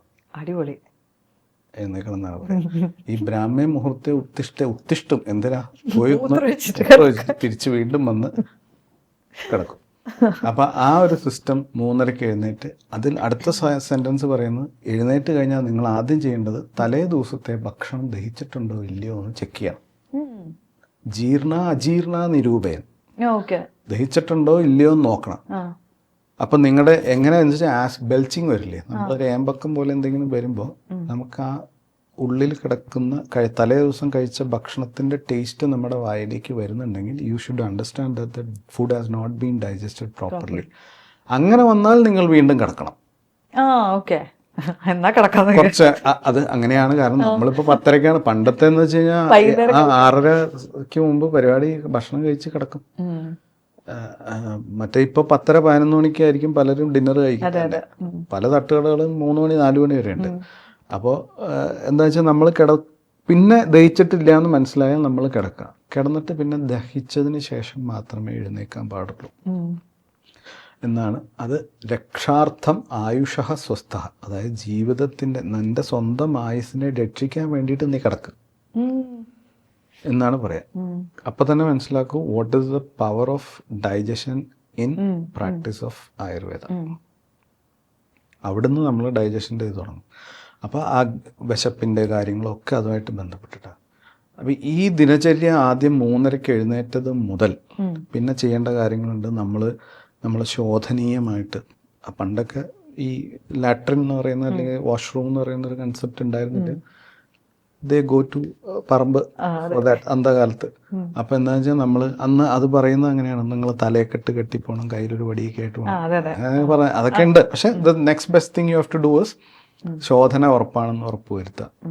അത് കഴിഞ്ഞിട്ട് പിന്നെ ഓരോ കാര്യങ്ങൾ പറയുന്നുണ്ട്. അതിൽ നമ്മൾ കണ്ണെഴുതുന്ന കാര്യം പറയുന്നുണ്ട്, വ്യായാമം ചെയ്യേണ്ട സമയം പറയുന്നുണ്ട്. ഫോർ എക്സാമ്പിൾ ഞാനൊരു ചെറിയ ഇതായിട്ട് പറയാം. വ്യായാമം ചെയ്യേണ്ടത് എണ്ണ തേച്ചതിന് ശേഷം വേണം. ഈ എണ്ണ തേക്കുമ്പോൾ നമ്മൾ ചെറുതായിട്ട് വിശന്ന് ദാഹവും തുടങ്ങുമ്പോൾ വേണം എണ്ണ തേക്കാൻ. ഓക്കെ. നമ്മൾ സ്വതവേ ചെയ്യുന്നത് തേച്ച് ഇങ്ങനെ പണ്ടൊക്കെ തേച്ച് കുളിക്കുക എന്ന് പറയുന്ന പ്രോസസ്സ് എന്ന് പറയുന്നത്, നമ്മൾക്ക് എപ്പോഴാണോ ചെറുതായിട്ട് വിശപ്പും ദാഹവും തോന്നി തുടങ്ങുന്നത് അപ്പം നമ്മൾ മേത്ത് എണ്ണ തേക്കാം. എണ്ണ തേച്ചതിന് ശേഷം ചെറിയ രീതിയിൽ വ്യായാമങ്ങൾ ചെയ്യാം. വ്യായാമം അർത്ഥശക്തിയാണ്. ശരീരത്തിൻ്റെ ആരോഗ്യത്തിൻ്റെ പകുതി ചെലവിട്ടിട്ടേ വ്യായാമം ചെയ്യാൻ പാടുള്ളൂ എന്നാണ് ആയുർവേദം പറയുന്നത്. പക്ഷെ നമ്മൾ ഒരു അടിച്ച് കയറ്റി ഭയങ്കരമായിട്ട് നമ്മളുടെ എത്ര ശക്തിയുണ്ടോ അതിൻ്റെ ഇത് ചെയ്യാൻ പാടുള്ളൂ എന്നാണ് പറയാം. വ്യായാമം ചെയ്തതിന് ശേഷം കുളിക്കുക. കുളി കഴിഞ്ഞാൽ നമ്മൾ കണ്ണെഴുതുക, ഇതൊക്കെ പറയുന്നുണ്ട്. കണ്ണെഴുതി കഴിഞ്ഞ് കഴിഞ്ഞാൽ ഇവിടെ നിന്നുള്ള കഫം വരും. ഇപ്പം സാധാരണഗതിയിൽ നമ്മൾ ഇളനീർ കുഴമ്പ് എഴുതി എന്ന് വിചാരിക്കുക. അപ്പം മൂക്കുന്ന ഇവിടെ നിന്നൊക്കെ ഒലിച്ചു തുടങ്ങും. ആ കഫത്തിന് നമ്മൾ മൂക്കിൽ മരുന്നൊഴിച്ച് കളയുക. കളഞ്ഞതിന് ശേഷം ചെവി മറ്റ് നാസാരന്ധ്രങ്ങളെല്ലാം വൃത്തിയാക്കുക. അതിനൊക്കെ ശേഷമേ ഭക്ഷണം കഴിക്കാൻ പാടുള്ളൂ എന്നൊക്കെയാണ് പറയപ്പെടുന്നത്. ഭക്ഷണം കഴിച്ച ഉടനെ കുളിക്കരുത്. പണ്ട് പറയാറില്ലേ, തിന്നിട്ട് കുളിക്കണവനെ കണ്ടാ കുളിക്കണം, ഉണ്ടിട്ട് കുളിക്കണവനെ കണ്ടാ കുളിക്കണം എന്ന് പറയുന്ന പോലെ. അപ്പം അങ്ങനെ അത് കഴിഞ്ഞ ഉടനെ അത് മെറ്റബോളിസം തകരാറാക്കും എന്നൊക്കെ പറയുന്നുണ്ട്. പക്ഷെ ആസ് പെർ ദ ന്യൂ ഇതനുസരിച്ചിട്ട് 30 മിനിറ്റ് കഴിഞ്ഞാൽ 30-35 മിനിറ്റ് കഴിഞ്ഞാൽ നിങ്ങൾക്ക് കുളിക്കാമെന്നൊക്കെ പുതിയ തിയറീസ് പറയുന്നുണ്ടെങ്കിൽ പോലും നാളെ പിന്നീട് അത് മാറ്റി പറഞ്ഞേക്കാം. അപ്പം അതുകൊണ്ട് നമുക്ക് ഈ ഒരു നമ്മളുടെ തിയറിയിൽ നമ്മൾ ഫോളോ ചെയ്ത് പോകുമ്പോൾ നമ്മളത് പേഷ്യൻസിനോട് പറയാറുണ്ട്. റിസർച്ച് എപ്പോഴും നടന്നുകൊണ്ടേയിരിക്കുന്ന ഒരു പ്രക്രിയയാണ്. അതിൽ പല മാറ്റങ്ങളും പോകണമെങ്കിൽ വരാം. ഇൻഫാക്ട് ഇത് തന്നെ തിരിച്ചിതിലേക്കും വരാം. ഉറങ്ങുന്നത് തന്നെ പല ടൈപ്പ് ഓഫ് ഉറക്കങ്ങൾ പറയുന്നുണ്ട്, എപ്പോൾ ഉറങ്ങണം എന്നുള്ളതും. ഇത് മാത്രമല്ല, നമ്മളൊരു ജീവിതത്തിൽ പാലിക്കേണ്ട നമ്മുടെ സാമൂഹിക പ്രതിബദ്ധതയും കൂടി പറയുന്നുണ്ട്. ദശവിധ പാപങ്ങൾ നമ്മൾ ചെയ്യരുത്. അതും ദിനചര്യപ്പെട്ടതാണ്. ഹിംസ, ആസ്തയം, അന്യഥാകാമം, പൈശൂന്യം, പരുഷാനൃതം, സമ്പിന്നാലാഭം എന്നൊക്കെ പറ്റും. അതായത് ദശവിധ പാവങ്ങൾ നമ്മൾ ചെയ്തത്, നമ്മൾ ആരെ പറ്റിയും മോശം പറയരുത്, നിന്ദിക്കരുത്, ഹിംസ ചെയ്യരുത്. ഒപ്പം തന്നെ നമുക്കറിയില്ലാത്ത കാര്യം നമ്മൾ പറയരുത്, പരുഷമായിട്ട് സംസാരിക്കരുത്, അസത്യം പറയരുത്, ഈ ഗോസിപ്പിംഗ് അത് പറയരുത്. അതൊക്കെയാണ് ഏറ്റവും കൂടുതൽ മാർക്കറ്റ് ചെയ്ത് പോകുന്ന സാധനങ്ങൾ. നെഗറ്റിവിറ്റി ആണെന്ന് ഏറ്റവും കൂടുതൽ മാർക്കറ്റ്. അപ്പം ഇതെല്ലാം നമ്മൾ ചെയ്യരുത്. ഇതെല്ലാം ദിനചര്യയുടെ ഭാഗമാണ്. ഈ ഭാഗം വരുമ്പോൾ നമ്മൾ അറിയാതെ തന്നെ നമ്മളുടെ ജന്മത്തോടനുബന്ധിച്ച് നമ്മളുടെ ശരീരത്തിലേക്ക് കുറേ വികാരങ്ങൾ ദൈവം കയറ്റി, അല്ലെങ്കിൽ ആ ശക്തി എന്താണോ അത് കയറ്റി വിടുന്നുണ്ട്, നമ്മുടെ ഒപ്പം വരുന്നുണ്ട്. അതിൽ വരുന്ന കുറേ സാധനങ്ങളുണ്ട്. നമ്മൾ ഓരോരുത്തർക്കും ഓരോ ക്യാരക്ടേഴ്സ് ആയിരിക്കും. അവർ ചൂടന, അതെപ്പോഴും ഇങ്ങനെ ജീവിച്ചുകൊണ്ടിരിക്കും, അത് കിളിവായ ടീമാണ്. ഇങ്ങനെ പലർക്കും പല ഇത് പറയാം. ആ പുള്ളി ഇത്ര അസൂയുള്ള മനുഷ്യനാണ്, അങ്ങനെയൊക്കെ ആവശ്യമില്ലാത്ത കാര്യങ്ങളൊക്കെ അങ്ങനെയൊക്കെ, അവനാൾ പൊളവന എന്നൊക്കെ പല സാധനങ്ങളും നമ്മൾ പറയുന്നത്. ഇത് നമ്മളുടെ ഇൻഹെറിറ്റഡ് ആയിട്ട് വരുന്ന കുറേ ക്യാരക്ടേഴ്സ് ഉണ്ട്. ജനറ്റിക്കലി കിട്ടുന്ന കുറേ ക്യാരക്ടർ, ഇൻഹെറിറ്റഡ് ആയിട്ട് വരുന്ന കുറേ നമ്മളെ ജീവിത രീതികൾ, നമ്മളെ സാഹചര്യങ്ങൾ, നമ്മുടെ മാതാപിതാക്കൾ, നമ്മളുടെ ബന്ധുക്കൾ, നമ്മളുടെ ഫ്രണ്ട്സ്, ഇതെല്ലാം ബേസ് ചെയ്തിട്ട് നമ്മളിലൊരു ക്യാരക്ടർ രൂപപ്പെടുന്നുണ്ട്. ഒരു മാനറിസം നമ്മളിൽ രൂപപ്പെടുന്നുണ്ട് പലതിൽ നിന്നും. ഒരു സാധനം തന്നെ ഇപ്പം ഞാൻ കാണുന്ന പോലെ ആയിരിക്കില്ല ഇദ്ദേഹം കാണുന്നത്. ഒരു കാര്യം കേൾക്കുന്നത് ഞാൻ മനസ്സിലാക്കിയ പോലെ ആയിരിക്കില്ല ഇദ്ദേഹം മനസ്സിലാക്കുന്നത്. ആ പെർസ്പെക്റ്റീവ്സ് നമുക്ക് എല്ലാത്തിലും ഡിഫറെൻ്റ് ആയിട്ടുണ്ട്. ഇതും ഈ പറയുന്ന കാര്യങ്ങളെല്ലാം നമ്മുടെ ദിനചര്യയുടെ ഭാഗമാണ്. നല്ലത് പറയാൻ ശ്രമിക്കുക, ഇതൊന്നും ആരും ചെയ്യാറില്ല. സോ അൾട്ടിമേറ്റ്ലി ഞാൻ അതിൻ്റെ ഇമ്പോർട്ടൻസ് പറഞ്ഞത് ഇതാണ്, if you practise it properly you will not suffer from diseases. അതുകൊണ്ടാണ് അത് ആയുർവേദ ശാസ്ത്രം പഠിക്കുമ്പോൾ ഫസ്റ്റ് തുടങ്ങി വെക്കുന്നത്. അതിൽ നമ്മളിപ്പോൾ തന്നെ ഇപ്പോൾ നമുക്ക് 14 അർജസ് പറയുന്നുണ്ട്. ഒരാൾക്ക് മൂത്രം ഒഴിക്കാൻ ശങ്ക ഉണ്ടായി എന്ന് വിചാരിക്കാം. അയാൾ മൂത്രം പിടിച്ചു നിർത്തിയാൽ അയാൾക്കുണ്ടാകുന്ന രോഗങ്ങൾ എന്നതൊക്കെയാണ്. അത് കഴിഞ്ഞിട്ടുള്ള ചാപ്റ്റേഴ്സ് പറയുന്നതാണ്. അവിടുന്ന് നിങ്ങളുടെ രോഗങ്ങൾ തുടങ്ങുന്നു എന്ന് പറയാം. സങ്കടം വന്നാൽ കരയണം, ചിരിക്കാൻ തോന്നിയാൽ ചിരിക്കണം, മൂത്രം ഒഴിക്കാൻ തോന്നിയാൽ ഒഴിക്കണം, വയറ്റിൽ നിന്ന് പോകാൻ മുട്ടിയാൽ പിടിച്ചു വെച്ചുകൊണ്ടിരിക്കുന്നത് പോകണം, ഛർദ്ദിക്കാൻ വന്നാൽ ഛർദ്ദിക്കണം, ചുമയ്ക്കാൻ വന്നാൽ ചുമയ്ക്കണം, ഇതെല്ലാം ഉറക്കം വന്നാൽ ഉറങ്ങണം, ഇല്ലെങ്കിൽ നിങ്ങൾക്ക് വരാൻ പോകുന്ന അസുഖങ്ങൾ എന്തൊക്കെയാണെന്ന് പറയുന്നുണ്ട്. ഇതെല്ലാം കഴിഞ്ഞിട്ട് കുറേ കഴിഞ്ഞിട്ടാണ് അസുഖങ്ങളെ പറ്റി പറയുന്നത്. അപ്പോൾ ടെക്സ്ച്വൽ റെഫറൻസസ് എടുക്കുമ്പോൾ ഇനീഷ്യൽ ചാപ്റ്റേഴ്സിൽ they been saying a lot to keep your self normal by doing these activities. അത് ചെയ്യാതെ വന്നാൽ അസുഖങ്ങളുണ്ടാവും. അതാണ് ദിനചര്യയുടെ importance. Thank you so much doctor. ഇത് ഭയങ്കര ഒരു ഇൻസൈറ്റ്ഫുൾ സെഷൻ ആയിരുന്നു. സാധാരണ ഞാൻ ഡോക്ടറിന് അങ്ങോട്ട് കൺസൾട്ടേഷൻ ഫീസ് കൊടുത്തിട്ട് അവിടെ പോയിട്ട് 15 മിനിറ്റ് വിശേഷം പറഞ്ഞിട്ട് വരാറ്. പക്ഷെ ഇപ്പം ഞാൻ കുറേ നാളായി വന്നിട്ട് അല്ലേ.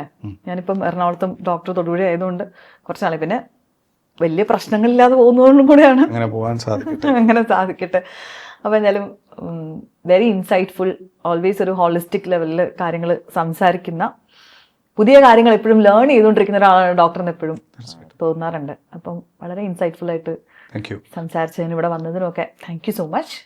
പിന്നെ എല്ലാവർക്കും മനസ്സിലാവുന്ന രീതിയിലാണ് സംസാരിച്ചതെന്ന് പ്രതീക്ഷിക്കുന്നു. തീർച്ചയായിട്ടും. കാരണം അത് ഒരുപാട് അതിൻ്റെ അകത്ത് ഞാൻ ഈ മെഡിക്കൽ ടെർമിനോളജീസ് ഉപയോഗിക്കാതിരിക്കാൻ ശ്രദ്ധിച്ചിട്ടുണ്ട്. അപ്പോൾ let your firm will also get good things in future and all the best for your firm and all the best for the things what you are doing. എല്ലാം നന്നായി നടക്കട്ടെ. God bless you all. Thank you. Most welcome.